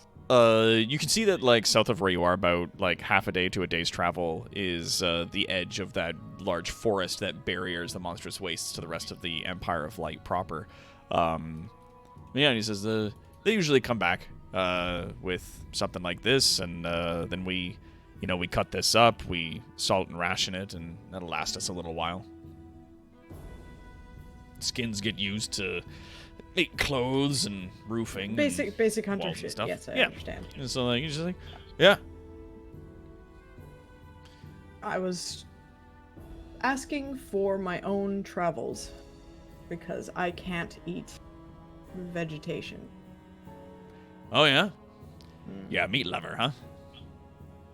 Yes. Then he kind of gives you a grin. He's like, good, me too. And he keeps cutting. He sort of like with the blade that he's using, you can see it's a very small and extremely sharp blade with a wrapped handle, and he very dexterously sort of cuts a little piece off of one of the rear flanks, about like a small handheld piece, and he offers it to you. I reach down and I pick it up with like between my finger and thumb, and like my tongue flicks out at it, smelling it. It smells good. That's a fresh kill. I eat it. It gives you a happy nod and a Doesn't seem smile. like I chew. as I Oh go.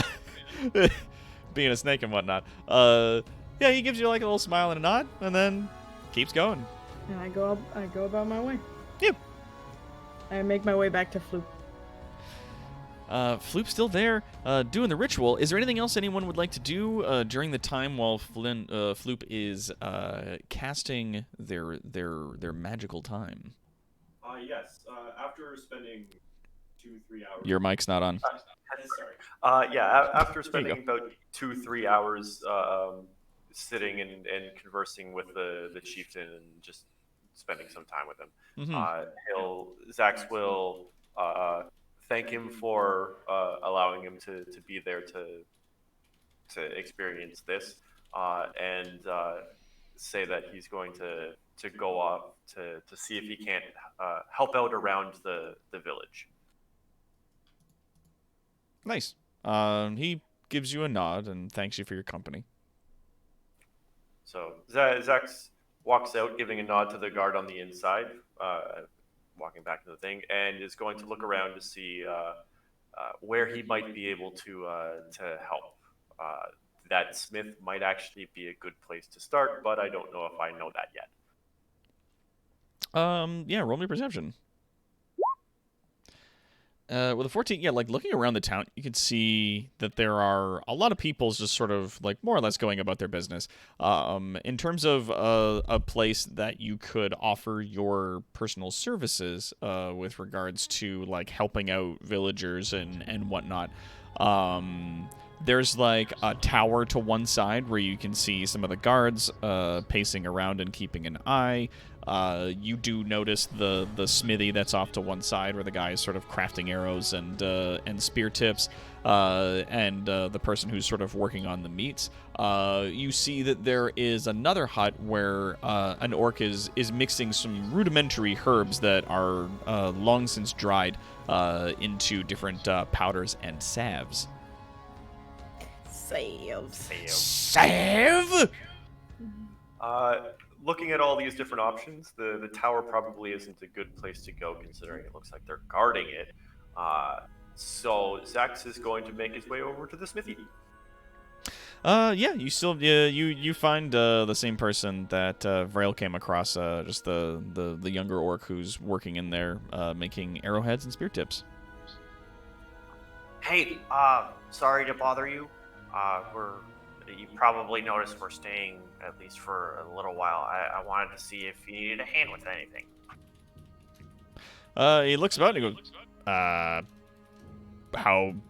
good he sort of like hands you a piece of flint, and then like another rock and goes like, show me what you got. All right. Immediately starts a fire. Yeah. Everything is so dry out here. How big is this rock? Like, could I probably make like a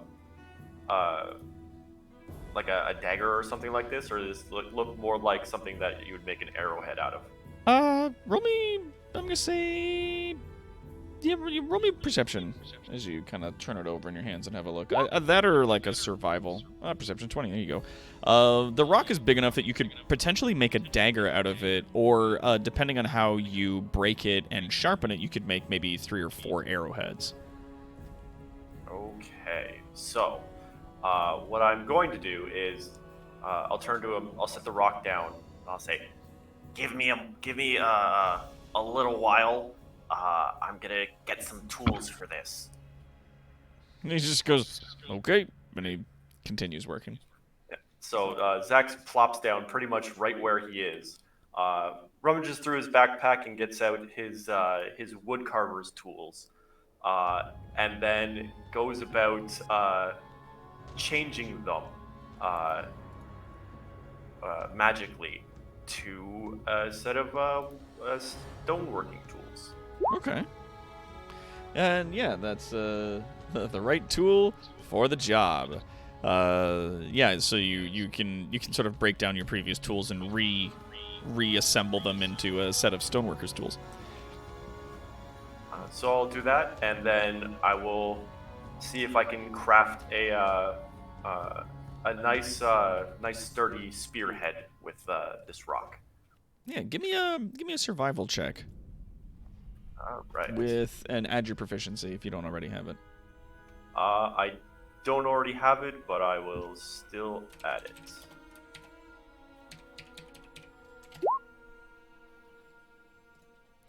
Because I'm not proficient with stoneworker tools. Yeah.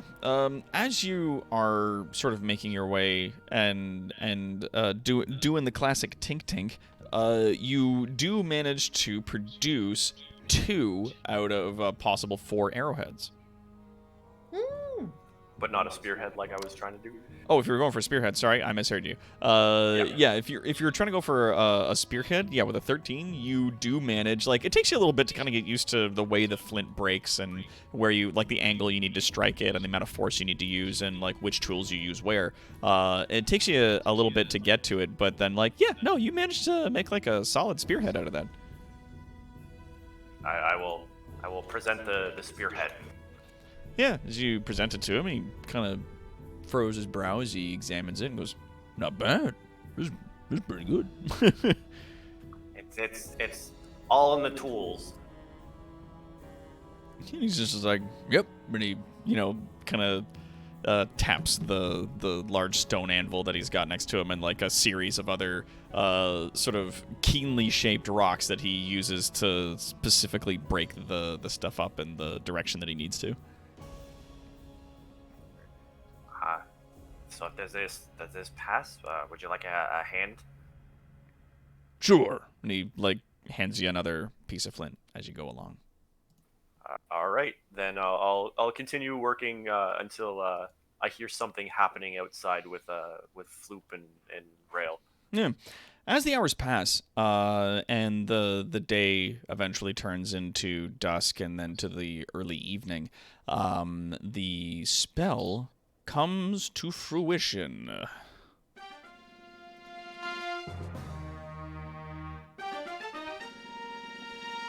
As the magical force slowly and unfortunately begins to twist into its conclusion.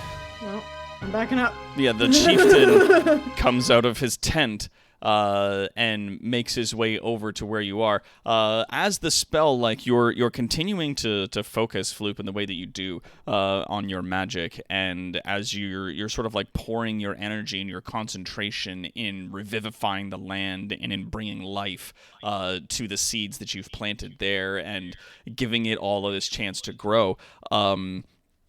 Sort of reaching the culmination of your concentration over the 8 hours, you see that there is this rush of energy that comes out of you and seeds itself into the land.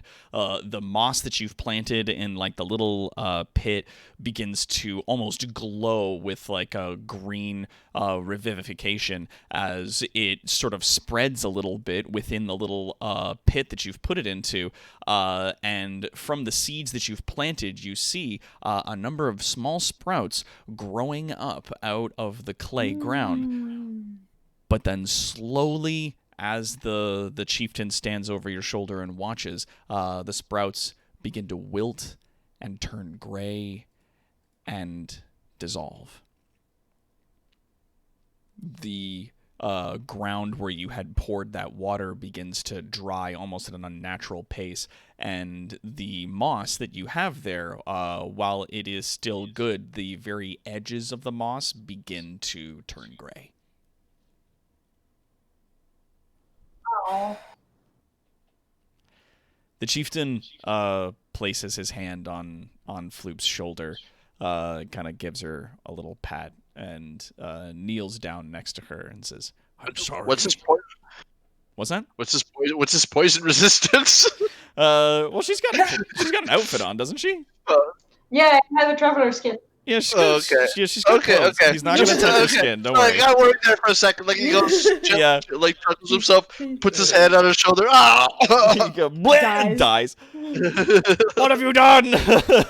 Roll for initiative. Roll for initiative. Yeah, but yeah, he sort of kneels down next to Floop as he sort of gives her a pat on the back and says, "I'm sorry, little one. The land here is unfortunately dead. Any life that we try to put into the soil is consumed by the curse of these wastes. The sickness in the trees to the south was lifted. No more nightmares wander that land. But the trees cannot grow beyond a point. And the land here remains barren. It is why we live here. It is far beyond the reach of those who would consider taking a land from us that cannot grow. Some of our people take pride in existing in a place that is so infested with death." She slightly nods. He quietly walks over, scooping the moss that you'd placed within the pit up into his hands and sort of brushing the sides of it. The little bits of gray that had begun to sort of seep into the mist sort of turn to dust and flake off. He then comes back over to you and holds it out. Put this somewhere where it could grow happier. Okay. She just grabs it and puts it in her bag, a bit sad. So this is moss from the surface.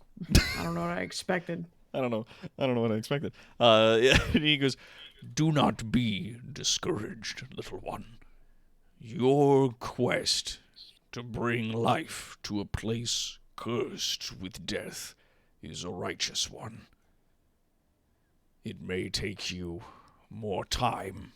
Perhaps you will be able to solve this mystery that has long plagued the monstrous wastes.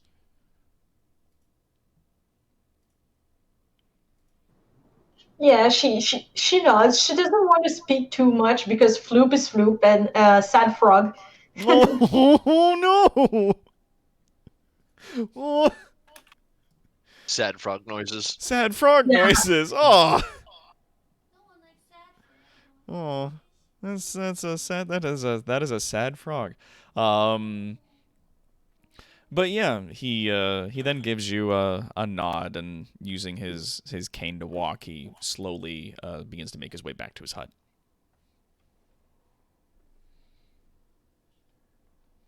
Zax will have gotten lost in his work, and will not have realized that this was going on. I can just imagine someone being like, "Zax, are you gonna go to bed?" Like, what? It's nighttime. What? Like someone who's been playing a game for too long. Shit. Oh, jeez. I should have been in bed hours ago. Fuck. That sounds like Shaskar. Yeah. Alright. So where do you want to hunker down for the night? Looking around in the town, you see a lot of the orcs that are sleeping. They just kind of pick a place either against the wall on the inside of the palisade or some other place sort of like in and around where they kind of just park themselves and either sleep leaning against something or just sleep flat on the ground. There is a rotating guard that you do see of orcs that are watching both the gates as well as some that are doing a rotating watch up in the tower. Let's do... As once I see, like, after my finish my long training and I see the Floops finished her spell, I rejoin the group. We can... it seems like there's just... It's people are just outside sleeping and stuff like that. Yeah. I point Maybe to just... Maybe just find a clear spot to set up our own tents. Like, we have our own tents and camping stuff. I point towards the kind of cave Floop dug out. I don't know how big that is, though. It is not even a foot wide. It's about a foot deep. It's barely enough to be considered shelter, but because it's moss. Get in. Like, oh wait, please get in. Everyone. No, do you want to just sleep here then? Zax could make you tiny. I'll make you travel size. I also have this tent, so. Just in her, like, she goes back into her bucket and makes her snoot, like, poke out. I start expertly setting up my tent. Quote unquote. Yeah. Okay, do you want to roll survival with disadvantage again? Yeah, I do. Okay, do it. Show me what you got. 12. Okay, so yeah. Like from last time, where you had some trouble, you kind of like learned a little bit of a lesson from that, and more or less get like the poles in a position where they appear stable, and get your sort of canvas tarping over top of it. There you go. Oh, upsetty spaghetti. Alright. Floop was no talking me. Upsetty spaghetti. Okay. I go into the tent, but I also drag Floop's bucket in with it. Aw. In with me. With Floop in it. Yep. Yep. Just gonna pick up that bucket and put it in the tent.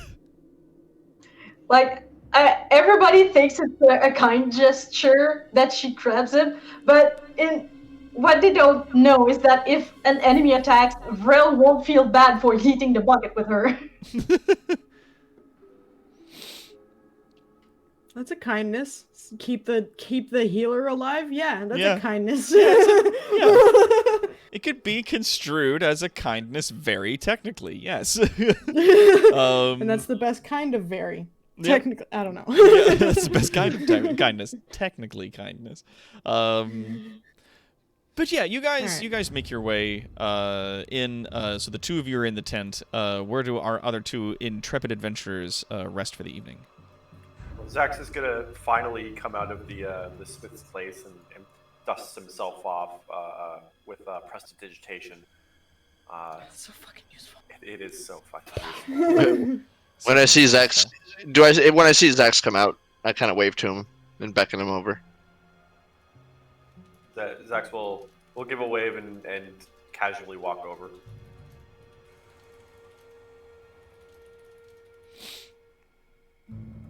What's up? Having fun? We are setting up for the night.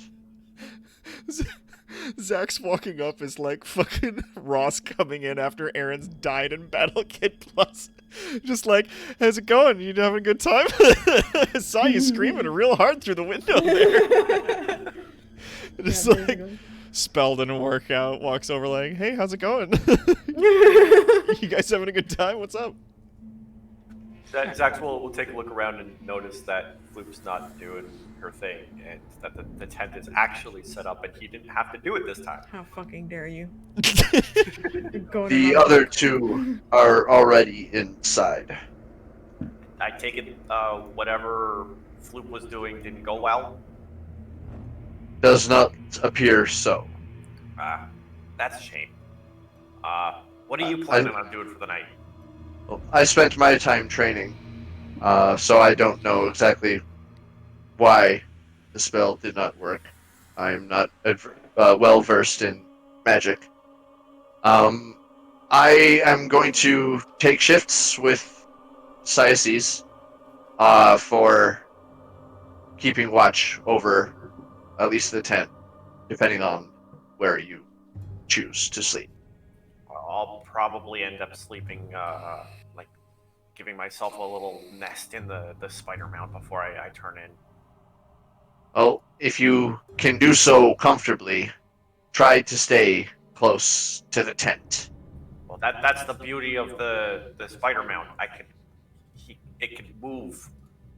I do not remember. I do not require sleep. Simple meditation while Saisis takes watch, and then I will keep watch while they rest. Yeah, I'm not terribly worried. I mean, if anything does happen, there's going to be a hell of a lot of commotion. We must remain vigilant. We are in dangerous and foreign lands.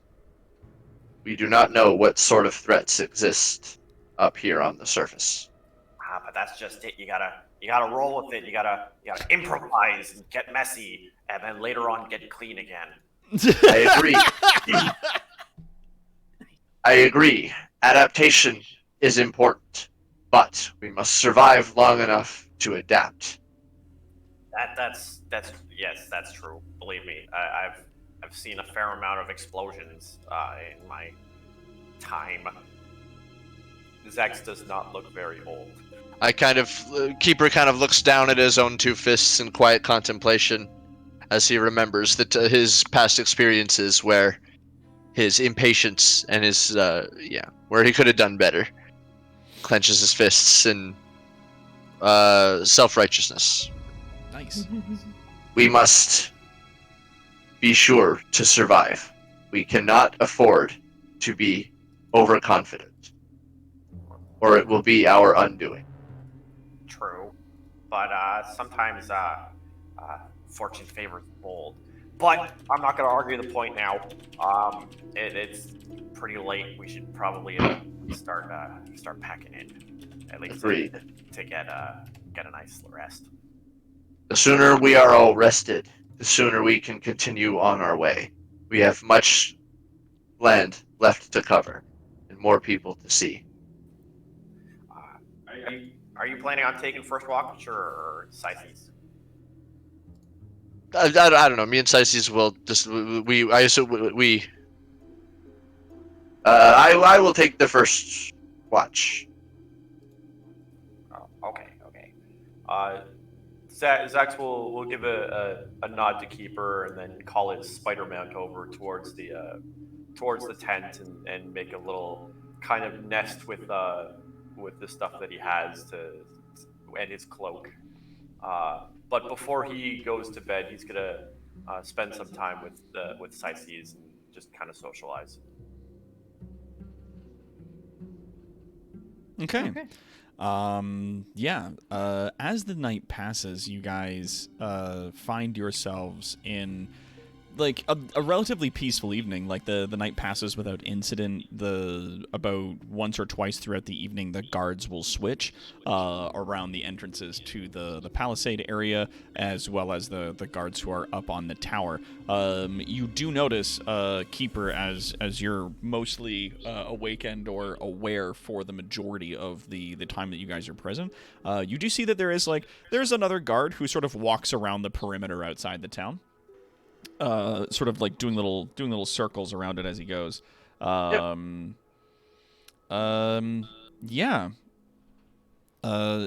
the next morning then begins with a relative silence. The orcs wake up and start going about their usual business. You know, Keeper reminds me of the monk from Gamer's Darkness Rising. If anybody's ever seen that movie. Boron.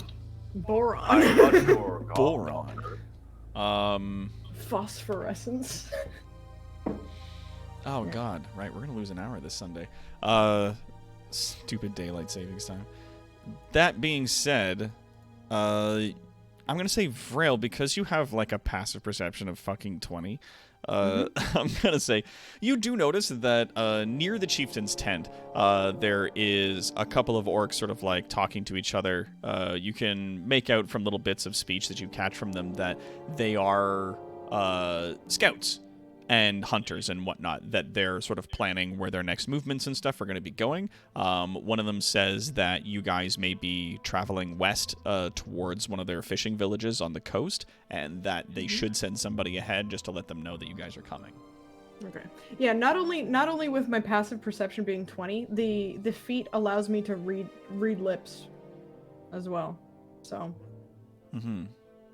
yeah, so I'd be able to tell that that's what they were saying. Yeah.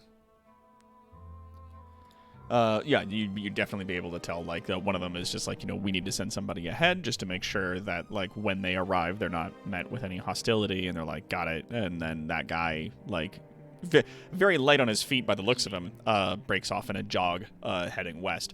And one of the others is like, okay, I'm going to go back and head into the woods and see if we can find any more game to bring back. And that's like a group of 3 of them, like, all agree that they're going to go on a hunting expedition, and they head out.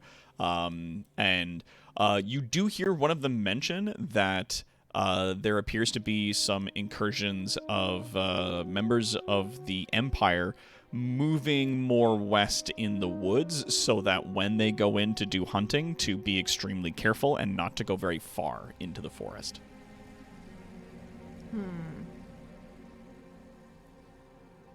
Why?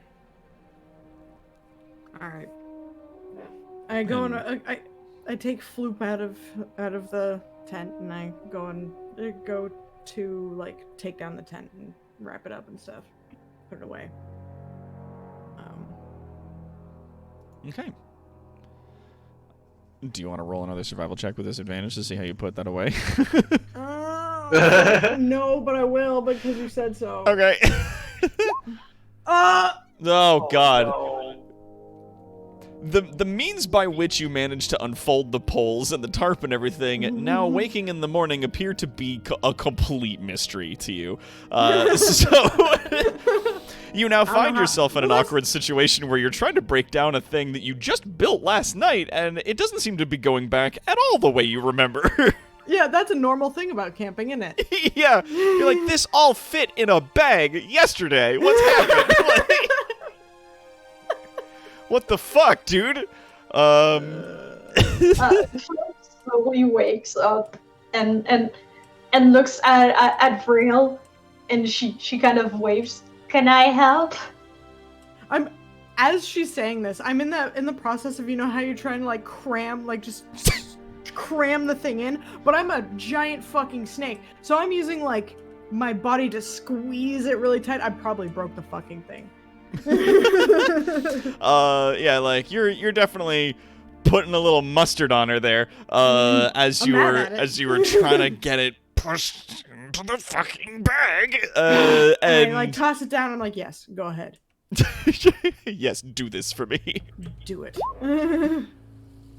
Yeah. So with an 11, you can see that the manner in which that it folds back into the bag is largely to do with the fact that you really do need to properly fold a lot of the tarp and instead of just cram it, because it is the process of folding it that allows it to take up the least amount of space as possible, and that is really the secret to this. There's a specific technique to folding this tarp. It was about the poles. What do you want from me? Yeah, the poles are solid. I thought they took up more space than this. I thought they were the culprit. Like, no, it turns out it's the tarp. It turns out you have to, like, fold it up in a real weird way in order to make it do stuff. Vrail's got a very, like, Sideshow Bob getting hit with a rake vibe right now.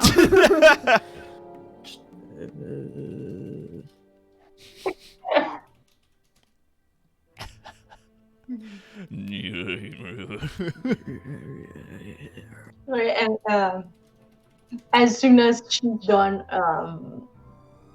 helping with the tent, she collapses her bucket, and she starts on a new quest. New quest. All right. She starts to look around for someone that has vials and pots. So vials and pots. Yeah, roll me perception.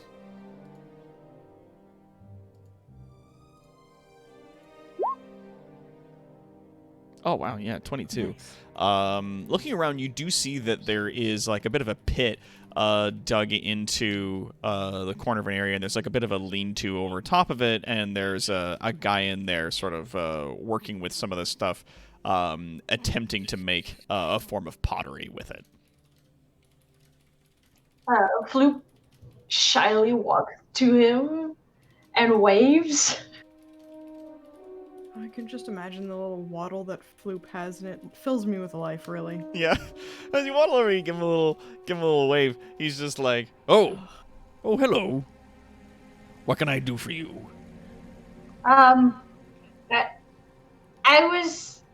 feeling a bit bad. I could like make the plants grow, and I want to thank you guys in a way for your hospitality.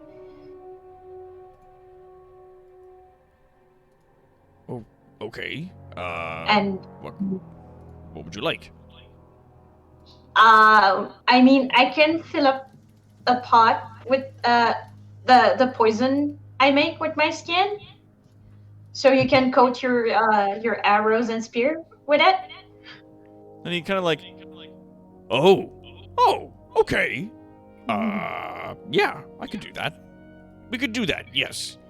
And he sort of like, this guy is just caked in mud and dust. It's a mess. But he kind of like rummages around and eventually finds like a small clay pot, which has been definitely, especially with like the quality of the clay that you get from this place, has been pretty well crafted. And he hands it to you. So she's gonna harvest her own poison.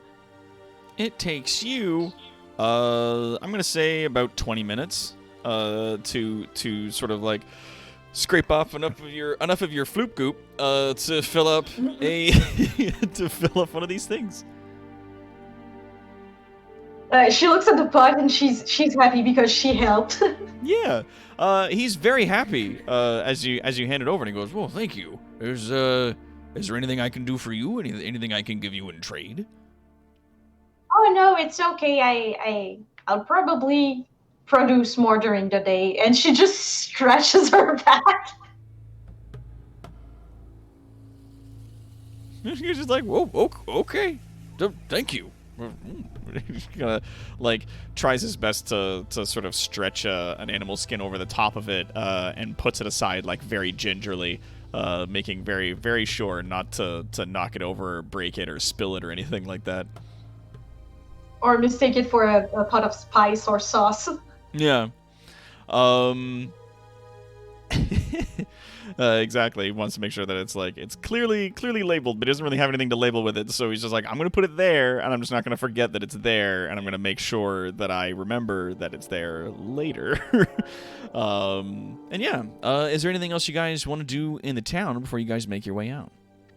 Well, Fluke was about to go see the scouts. Okay. And informs them that she offered her poison to the guy at the pot place so they can coat their arrow or spear in it just in case they encounter something that they don't anticipate. Yeah, he just kind of looks at you and goes, "Oh, you gave him like a pot of poison." Yeah.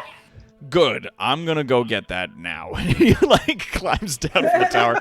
And he motions to one of the other guys that's watching. He's just like, "I'll be back in a hot second." Climbs down from the tower. Immediately goes over, and you can hear him exchanging words with the guy "Where is it?" And the guy's like, "It's right there." And he's like, "Okay." Picks it up, and he's holding it in front of him, almost like a person holding a baby who doesn't want to be touching the baby. And walks with it gingerly over to another hut that has a collection of tins, or not tins, a collection of spears and bows and arrows and things like that in it, and puts it down next to an orc who's sitting on a rotted stump. And you again see them sort of exchange "This is poison," and the guy's like, "Oh shit," and moves that over to a special place, and then he's like, "Okay, good," and walks back up to his position in the tower. Floop is proud of helping. She just waddles back to the group. Yeah. Thanks for popping in, best friend Saffron.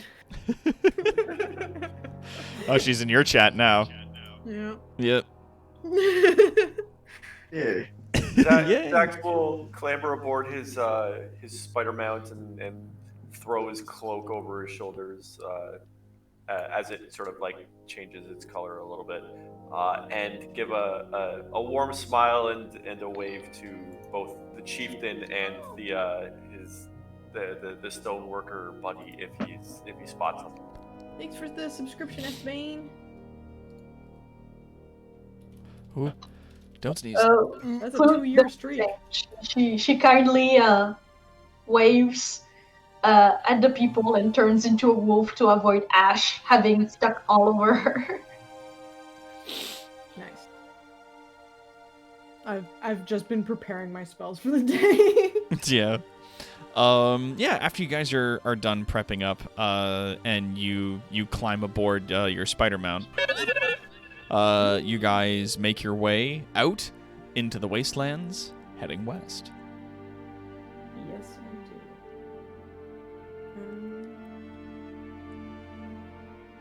do. Do we see the scout before us, or did we give him definitely enough time to leave? Roll. You know what I'm gonna say? Because finding tracks, you don't see him when you come outside. I'm he's just not there. looking around. I'm not I'm not trying to track him. You, with the 20 passive, I'm gonna just let you have in this particular case, even though you're actively looking. I'm gonna say you catch him just as he goes over a small hill. Okay. As he's jogging off into the distance. Well, I motion off into that direction. We must be going that way. Yep, that seems to be the way they go, and you guys make your way out.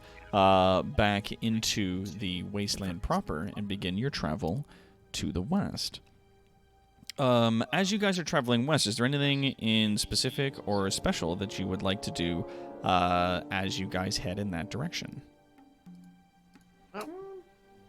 Zax is gonna take a good look around, but thinking it'd be probably done. He's curious about the orb that he's carrying.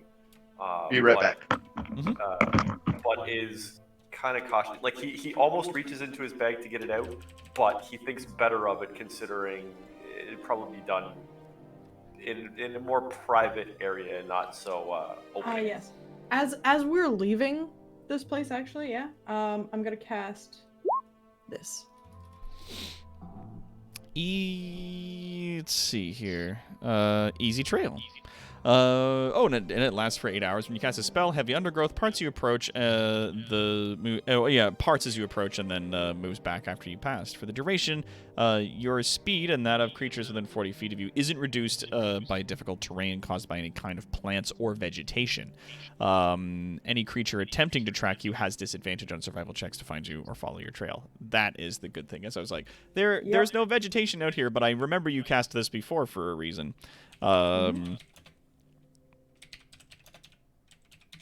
Okay, yeah. As you sort of obfuscating your tracks as you continue to travel on, you don't see any problems, and as it comes up to the end of your first day of full travel, you guys do find that like the day passes relatively without incident. You don't see anything sort of like following you. You don't see anything on the edges of your vision or anywhere else. And then eventually, as you make camp for the evening, it as well passes without incident. And you guys, about midday on the next day, find yourself it could be called a village in a very strict sense. Like, there isn't quite a palisade, much like the last group was, or the last place was that you were, but there is, like, a hut and a small collection of, like, fish racks and things like that surrounding it. And as you approach, some of the orcs that see you, like, give you guys a nod as you make your way along. Eventually, you make your way to a shoreline. Looking out over the edge of the water, you can see where the ocean meets the monstrous wastes, and you see, due to the tide, washed up on the shores, a collection of desecrated dead fish, bits of dried dead wood, and some matted feathers that you see down there. Dead fish, sad frog. Yeah. And as you guys just sort of like when you got to the area, some of the orcs like nodded to you silently and then pointed to the shoreline. You see that on the shoreline there is sort of constructed out of driftwood and other bits of stuff that is sort of washed in. A small hut has been constructed there. Sitting a little ways away from the hut, about 50 feet or so, you see, sitting upon a rotted stump facing out towards the ocean, there's a dwarf. Zax will throw up his hood. I shapeshift. Into your smaller, more human-sized form? Yep. Okay. Nope, completely forgetting that she's in wolf form, still gonna hide behind Keeper. And Keeper makes sure his hood is up and his mask is on. I give the wolf a little pat on the shoulders, and then I walk over to the dwarf. I follow. Yeah, my sword is on my hip, my shield is on my arm. Hell yeah. As you approach, you get, like, within about maybe 10 feet or so of him, and he doesn't seem to react. He just continues sitting there quietly, watching the waves slowly lap up on the shore. Greetings, I say in common. He Just in case. sort of like nods slowly as he continues looking out and goes, I was told someone like you would be making your way out here. he puts his feet on the ground and stands up from the stump and turns towards you. He's definitely an older dwarf. The top of his head is bald. He's got a large, bulbous, almost irregular-sized nose, little beady eyes, and underneath bushy gray eyebrows and a long gray bearded, braided beard. There a large set of like iron rings sort of tying the bottoms of his beard together. The clothes that he wears are very simple. He has what appears to be just some basic leather top and pants on. He's not even wearing shoes. Were you informed of our intention? I'm told you wish to sail upon the seas. Yes, to the island to the west. Cursed island to the west. Bad business, that. But you're looking for a boat nonetheless, yes? Yes. I see. Well, and he kind of gestures around to the sort of washed up garbage on the shores of the wasteland and goes, Can't really build you anything with this. But I can help how I can. Like, having never seen a dwarf before, Vrail is, like, very rigid in her demeanor. Yeah. He's definitely, as a dwarf would appear in a lot of fantasy lore, he's very stocky. That he stands somewhere around 4 feet high, maybe a little bit shorter, but almost a square in how like wide and bulky they are, with like big sausagey fingers on the ends of their stumpy arms. And, like, Vrail is still pretty tall for, like, a humanoid creature at the moment. Like, she's still, like, almost, if not, 6 feet tall. Yeah. Roll me insight.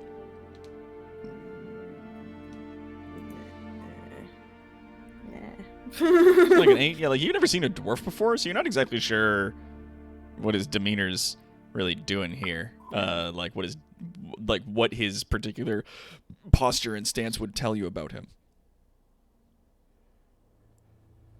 We were told that you would be able to help us, though we were not told that you would have to build a ship. Well, that's good news. Can't rightly build you anything out of this trash. And he, again, sort of like almost spits at the garbage on the shore. Just the garbage. Fucking Keeper turns to Zax when he says this. Can you build something? I could probably, yes, but I can't build a boat. I mean, if I had enough time, maybe, but probably not with this kind of material. And the proper wood, yes. Okay. Keeper nods. Yeah, the dwarf, as you guys like sort of turn to address him, kind of like tilts his head and leans to one side to get a better look at Zax, and then sort of like takes a few steps, sort of cautiously towards you. You do have the mecha spider with you at this time, right? Yeah, I'd be still on top of it. I wouldn't have dismounted it, but Yeah. I would still have my my elven cloak with its hood up on. You see him sort of furrow his brow and squint as he sort of looks at you and looks at the mount and says, Fancy yourself a builder, do you there, Greenling? Zax looks a little bit hesitant, having heard of rumors of the relations between dwarves and goblins. yeah. A bit. I mean, I've made a bunch of stuff. I didn't make this though. He pats the spider mount. I assume our race, our various races, aren't going to be a problem for you. But he- Since kind of. He sort of like raises an eyebrow at you, a bit quizzically, goes, No. Why would they? We have only heard tales of people that don't care for our kind. He sort of gives out like a low, hard guffaw at that. He goes, "Dwarves are a stout and proud people, that's for sure. That said, doesn't matter who you are. If you say something bad or you do something wrong and don't pay up for it, it goes in the book." The book. Aye. Ah. I understand. We get along well enough with the rest of the Empire. They leave us to our business in the mountains, and we leave them to their, I don't know, leaf munching or whatever. Whatever elves do with humans, I don't know. He sort of like grumbles to himself. And almost laughs. Yeah. I like this dwarf already. Yeah. I must say, I've never met a dwarf before. And I've never met, what am I looking at? I am a Yuan-Ti. And he sort of like nods and gives like a little like furrowed brow nod of approval, and he's like, "That's good. How about you? You're some kind of bug." And he points at Keeper. Keeper kind of shrinks a little bit, but doesn't say anything. Oh, well. Can't say I don't like a silent type, so that's good. He kind of like peers over at Floop, and he goes, "And you're like a frog." Oh, she's in wolf form. "Oh, you're in That's your a wolf form." Okay, sorry. Yeah, so There's a tiny flower on its head that stays well for some reason. yeah, Wolf. he'll happily smile at the wolf, and he sort of offers his hand openly. He goes, I don't have any fish on me, at least not none worth eating. But it is good to see some wolves out here. Does not want to change. So, what is your name? I can't, like, I've never met a dwarf before, so. Garrick Stonetooth. and he Garrick? makes a fist and he slams it against his left side of his spell chest it? in a salute. Can you spell that? I'm writing shit down. Here, I'll write it out in the chat.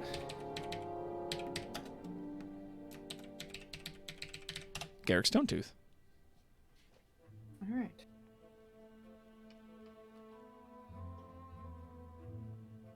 Well, if you are anything like the other dwarves that exist, then I will get along well with the dwarves, I think. Aye. Well, I don't know about that. I was exiled from our clan because I wanted to have a ship that didn't require sails. What? He says, drooling. I wanted to design a ship that ran on steam. A great big engine, whole ship made of iron. Big paddle on the back that trudged it forward, no need for ropes or sails, don't have to listen to the wind. Zach seems like 100% more invested in this. Greybeards, the Greybeards at the Engineering Guild wouldn't have it, and I wouldn't back down, so they asked me to leave. Wait. This is You all... were exiled for that? Aye. Curious.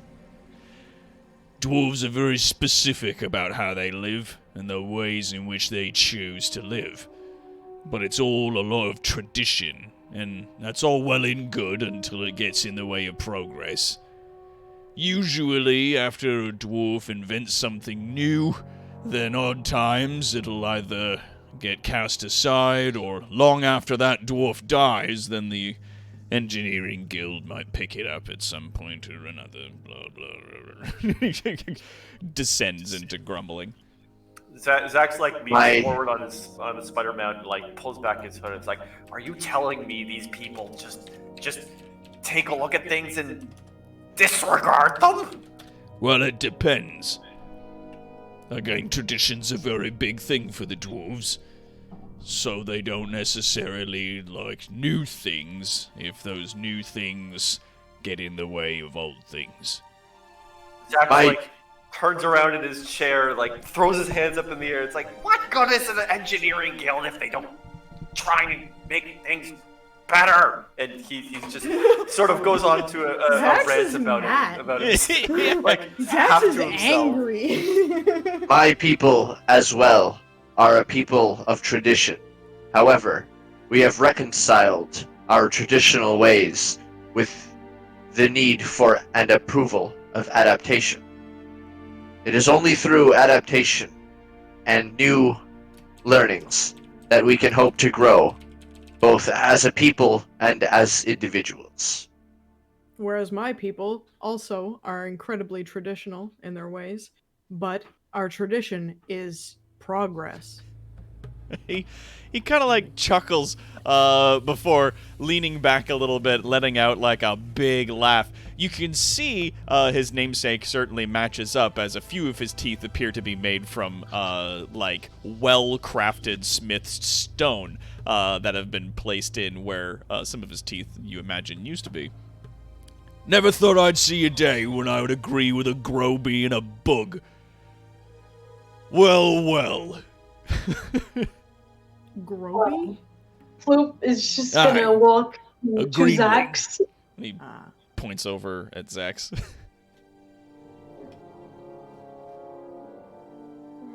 Zax is still like quietly fuming to himself. Called Zax a Groby. Floop is just gonna like put her paws on the top of the mount and like licks the elbow of Zax, trying to calm him down. Yeah, he is distraught. he is distraught. Yeah. So, how do you suggest we get across to this island? And he sort of like runs one of his massive hands down his beard as he thinks. Well, I can't make you a boat up here. Doggo Floop wants her friends happy. Yeah, he giving licks to Zax, giving him some lems. Would you require access to your people's forges and smiths? There's more than a few different kinds of boats and things that we have down on our docks. The outside of Rogakul, our kingdom, that faces to the west. There are ships that down, there. please. If you make it to the town, and you make your way into Dwarven society before you get spotted by anyone else in the Empire, I imagine you'd be fine. Oh, Rogakul. Yeah. Here, let me pull us back Please. to the map briefly. Is it written on the map? It is. Ah, Vraugakal. Okay, Yeah. gotcha.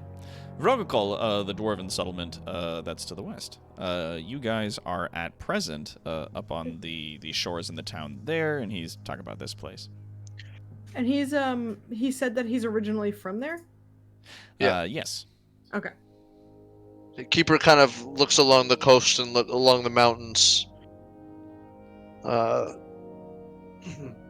So, if we make it to Vrogakal without being seen by the Empire spies or scouts, we should be good.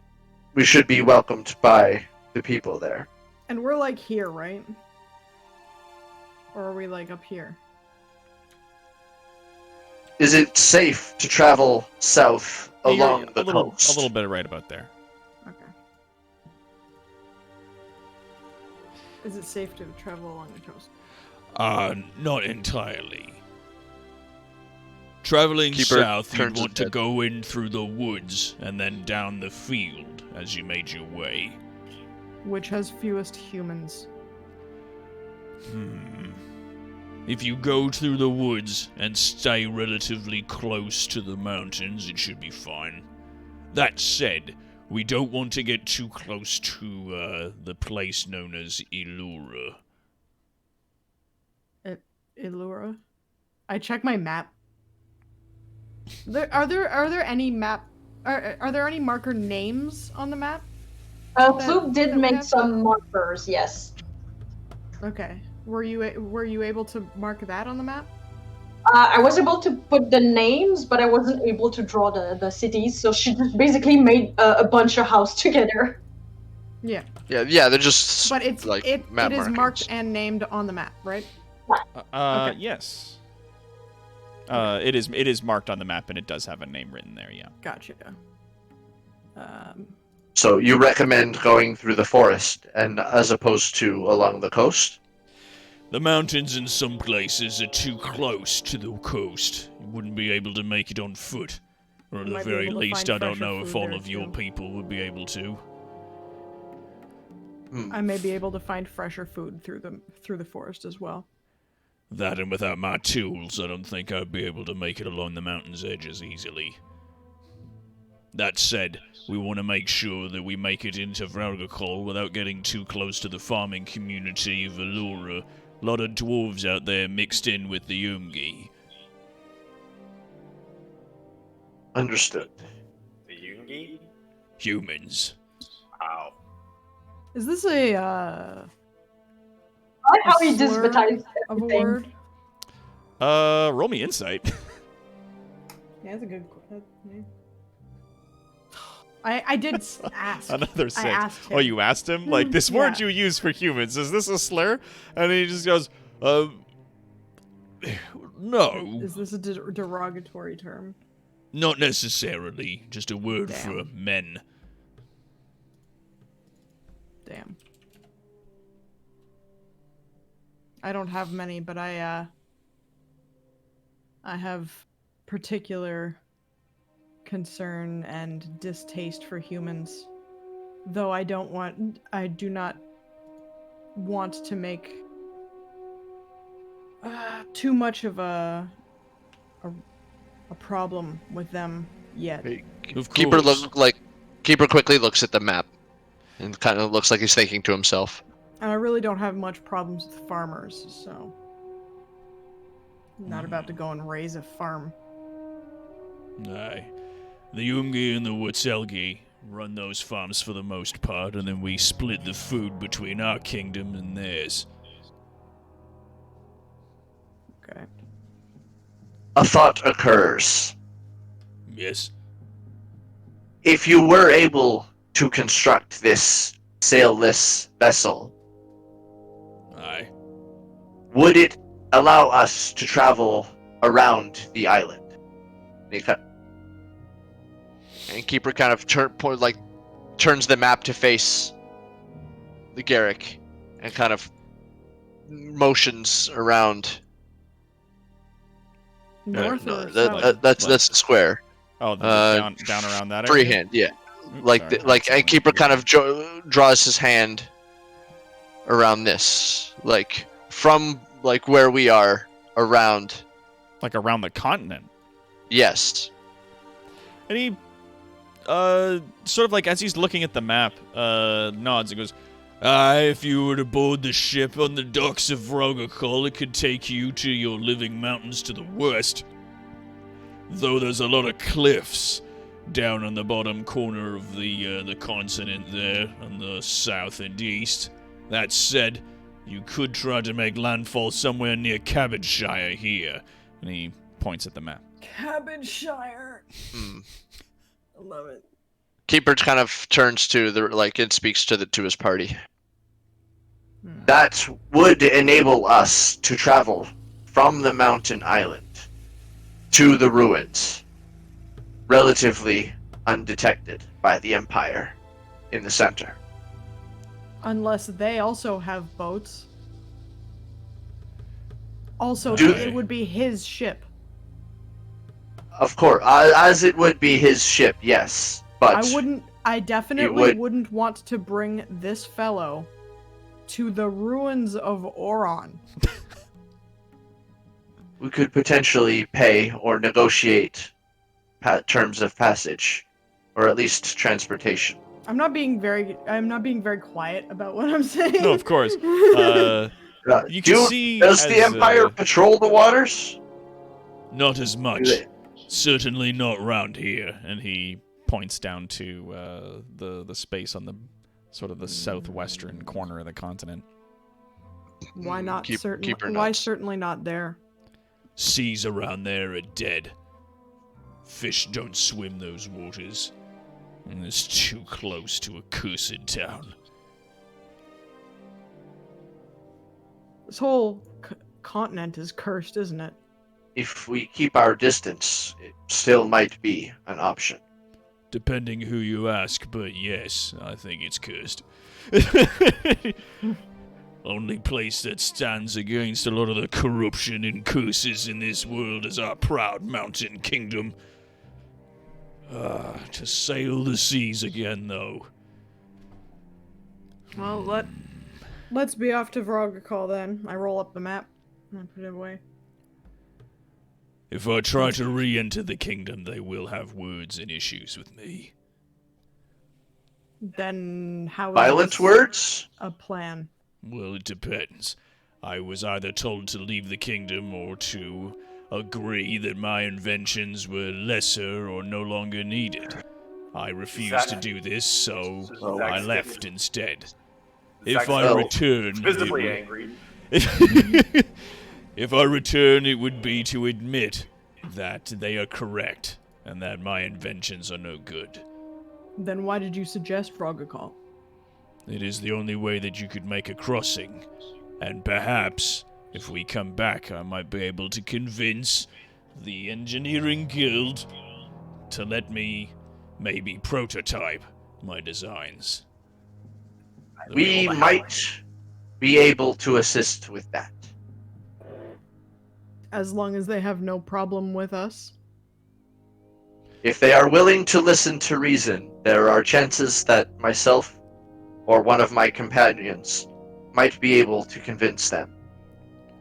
The proud Dawi judge people by their actions, how they behave.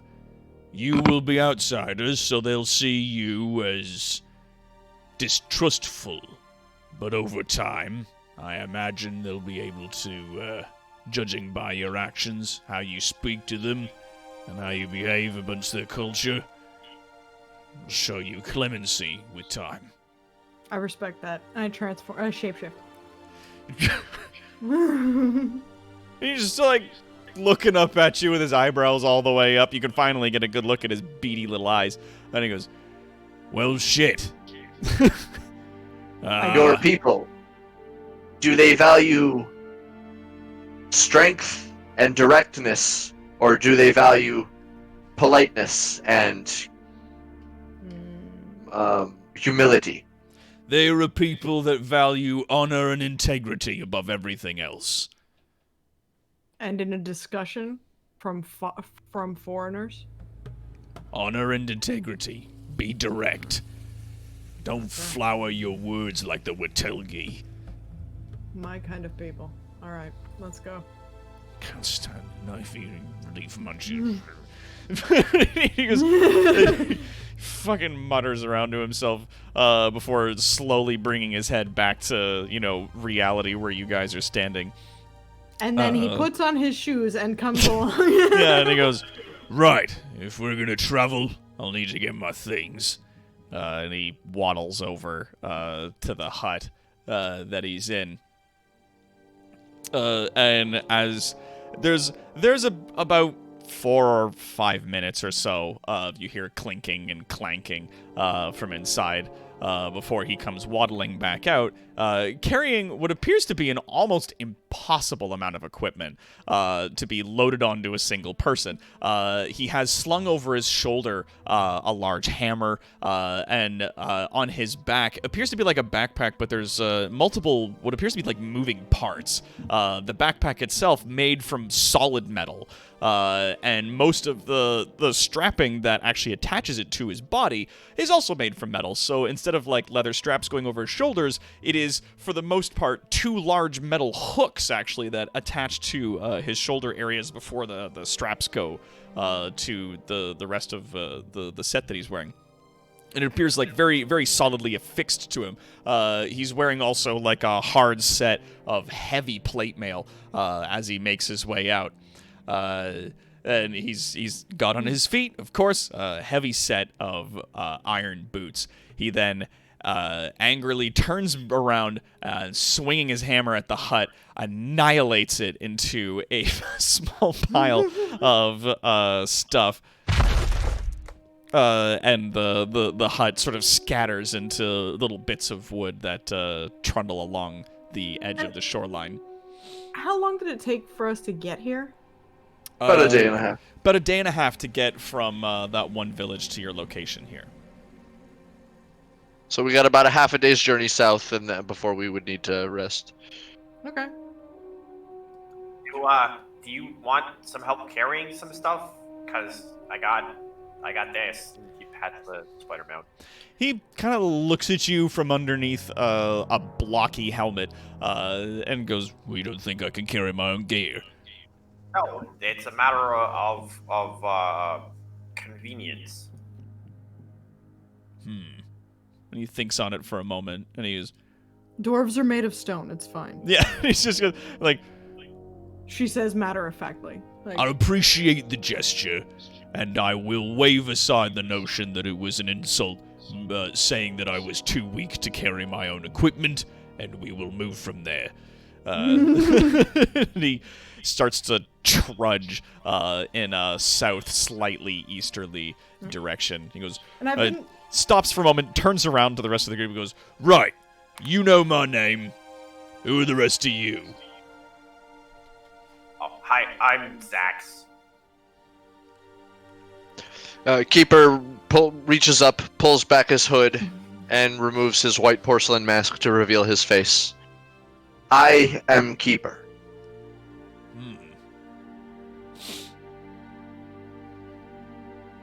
I'm Envrail Olo. He gives each of you like a hearty nod as you introduce yourselves. Cassie's character introduces herself, and he gives a nod and points at Floop and goes, "What's the dog's name?" The dog's name is Floop. That's weird, but all right. He just kind of like shrugs. And then the dog is also a frog. It's a what? It's a frog. I start walking away. And he goes, It's not a frog, it's a wolf. She actually is a frog. She's not usually a wolf. Oh, she's shapeshifter. Yeah. So is it a frog all the time, or? Obviously not. She's a wolf right now. And he sort of like heavily trudges up to Floop and goes, You don't need to hide, Beardling, come on. She shifts back into her frog form. He gives you like a big dad smile. And he goes, That's better. Look at you. Sticky. That's why I'm a wolf. I don't want any ash sticking on me. It's dirty. Aye. It's mud anyway, so... As a policy, when dealing with Darwy, you want to be honest and upfront. But I'll excuse it this time, on account of the fact that you're a very cute frog. and he starts trudging southward. Zax kind of gets his mount to catch up with N. You said your name was N? I thought your name was Vrail. I've told you my name before. I wrote my name to the announcer as Vrail because that's my title. Oh. Okay. You know I'm the leader of my people, right?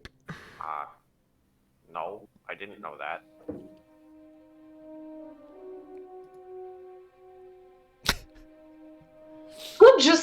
We should keep up. Yeah. Yeah. And you see him fucking marching to the south, and you see from his backpack every now and then there's like a little puff of smoke comes out the back of it. Smoke? Yep, there's like a tiny little chimney on one side. That's amazing. Does it dissipate? Is that steam?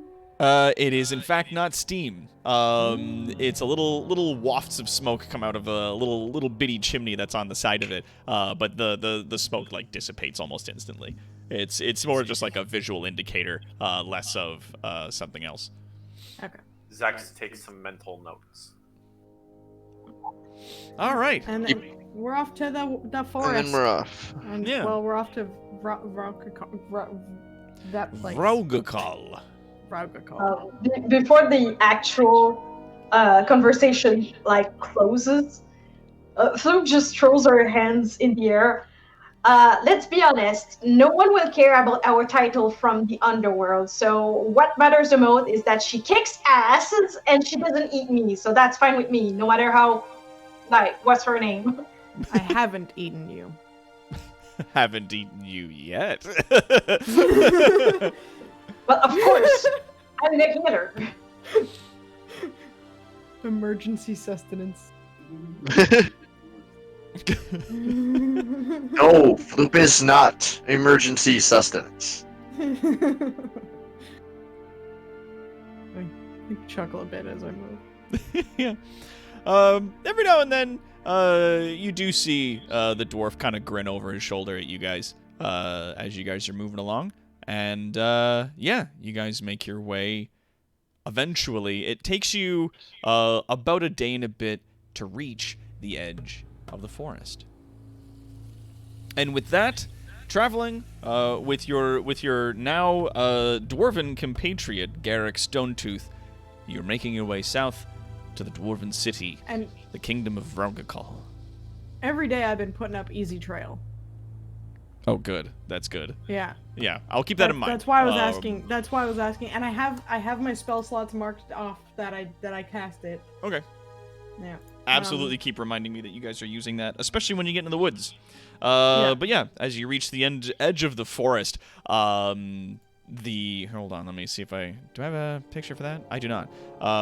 Eventually, moving your way through the wasteland, you do find yourself to the edge of the woods. The trees in the distance you see are green and vibrant, but as the trees sort of make connection with the wasteland, you see that there is about 100 yards of dead growth. So trees that have turned this white grayish color and have died off. Fluke looks at the scene and it's just sad.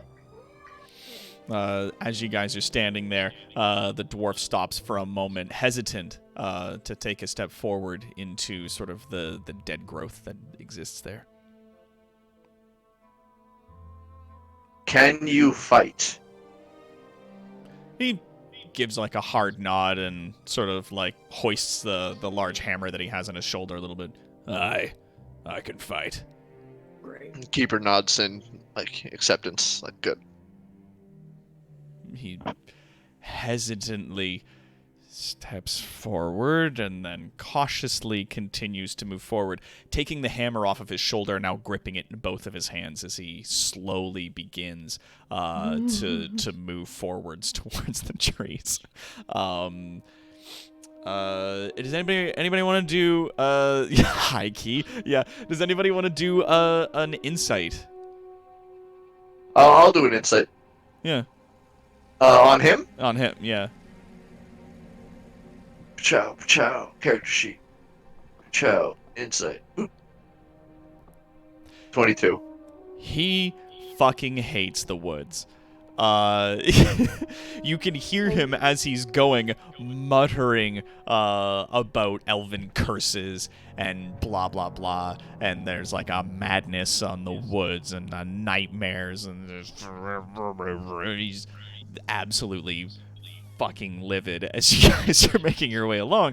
But you can tell that, like, you guys like you can definitely tell by like the body language and about him agreeing, and certainly by the fact that he's so hesitant to like his apprehension about going back into the forest, that it's a very big deal for him to be making this trek back again, and that you guys have certainly convinced him through your mission, however related or unrelated it would be, to traveling in that direction, that he's going to come with you and maybe use that as an opportunity to sort of maybe get his life back. That having the many apparently years of living up on that beach has cooled him at least a little bit, and offered him the opportunity to make another stab at presenting his technology and his findings. He's going home. Yeah, but it's awful in a way. So it's like, it's definitely a big hill to climb for him.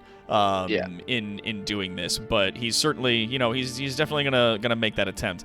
As Vrail casts the Easy Trail spell, for the duration. Come on, let's go. And I wave my hand over, like kind of at the trees, and as I get closer to them, they start to bend. Yeah, they bend and press out of your way, making so that you and anybody within who's on your team that you choose within 40 feet of you, they're not reduced by any difficult terrain caused by the woods, which you can tell absolutely would have been the case, because it's like a hard line when the woods pick up, and it's a thick vegetation of where it goes in, and then there's like that 100 yards of like dead trees, and then nothing beyond them.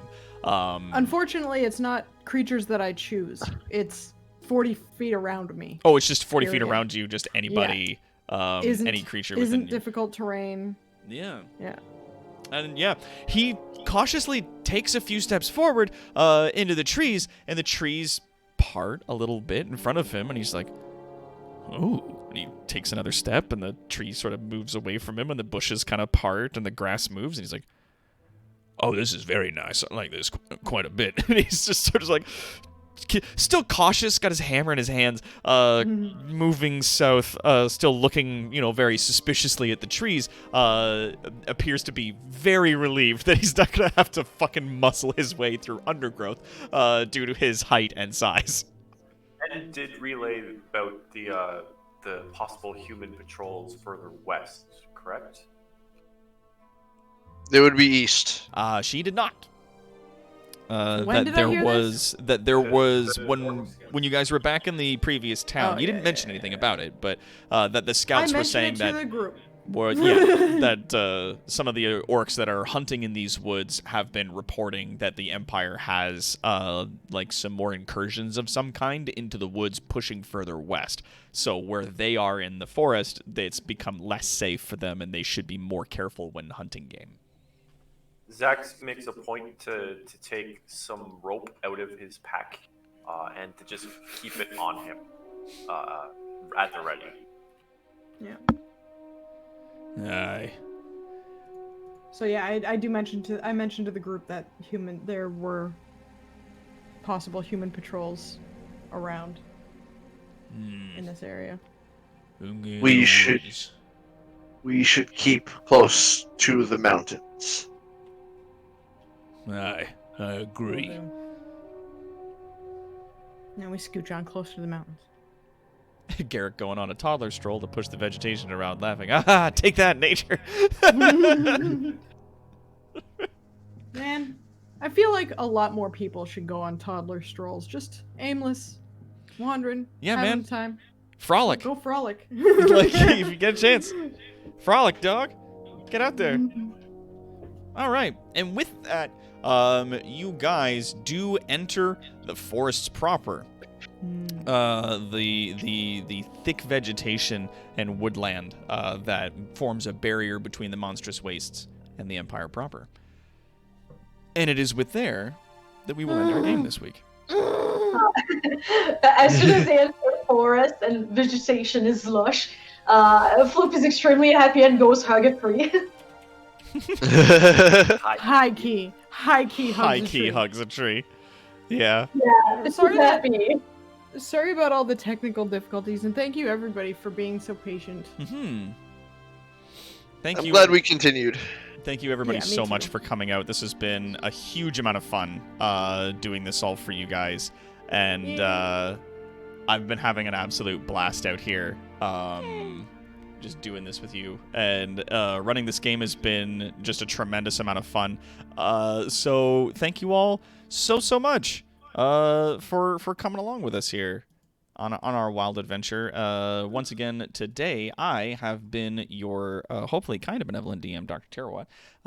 This is our Layer 4.0. We are joined by our intrepid players. Going down the list here, we have a Spooty Poots playing N. Vril. Hello, our U1T Paladin. Yes. Hello and goodbye. And people don't know what my other class is. Still. Like, these are I've been using like spells and stuff from that class, but I have so many. So hard.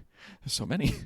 And of course, we've got KC, the Killing Chick, coming in as Floop, our Grung Druid.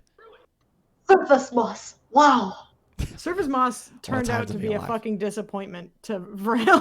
There is moss in that forest. She will pick it up. Oh, there's a... She would bring him back surface moss. do not forget, there is actually a ton of moss-related stuff I need to tell you for next game. Because now that you're in the woods proper. And of course, we've got Warden playing our Thrycreen Monk Keeper. Punch, and then punch again. And last but certainly not least, we've got Shaskar playing our Goblin Artificer, Zax. I'm gonna make all the things. There's so much. There's so much to do.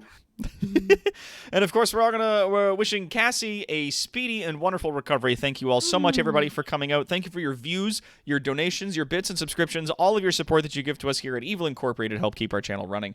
Tomorrow we're going to be playing probably for the next little while, at the very least, the last stream for Valheim that we're going to have for the next little bit as we attempt to take on the Goblin King. But until then, everybody, stay safe. Get vaccinated, wear a mask, wash your hands. We love you, and end of line.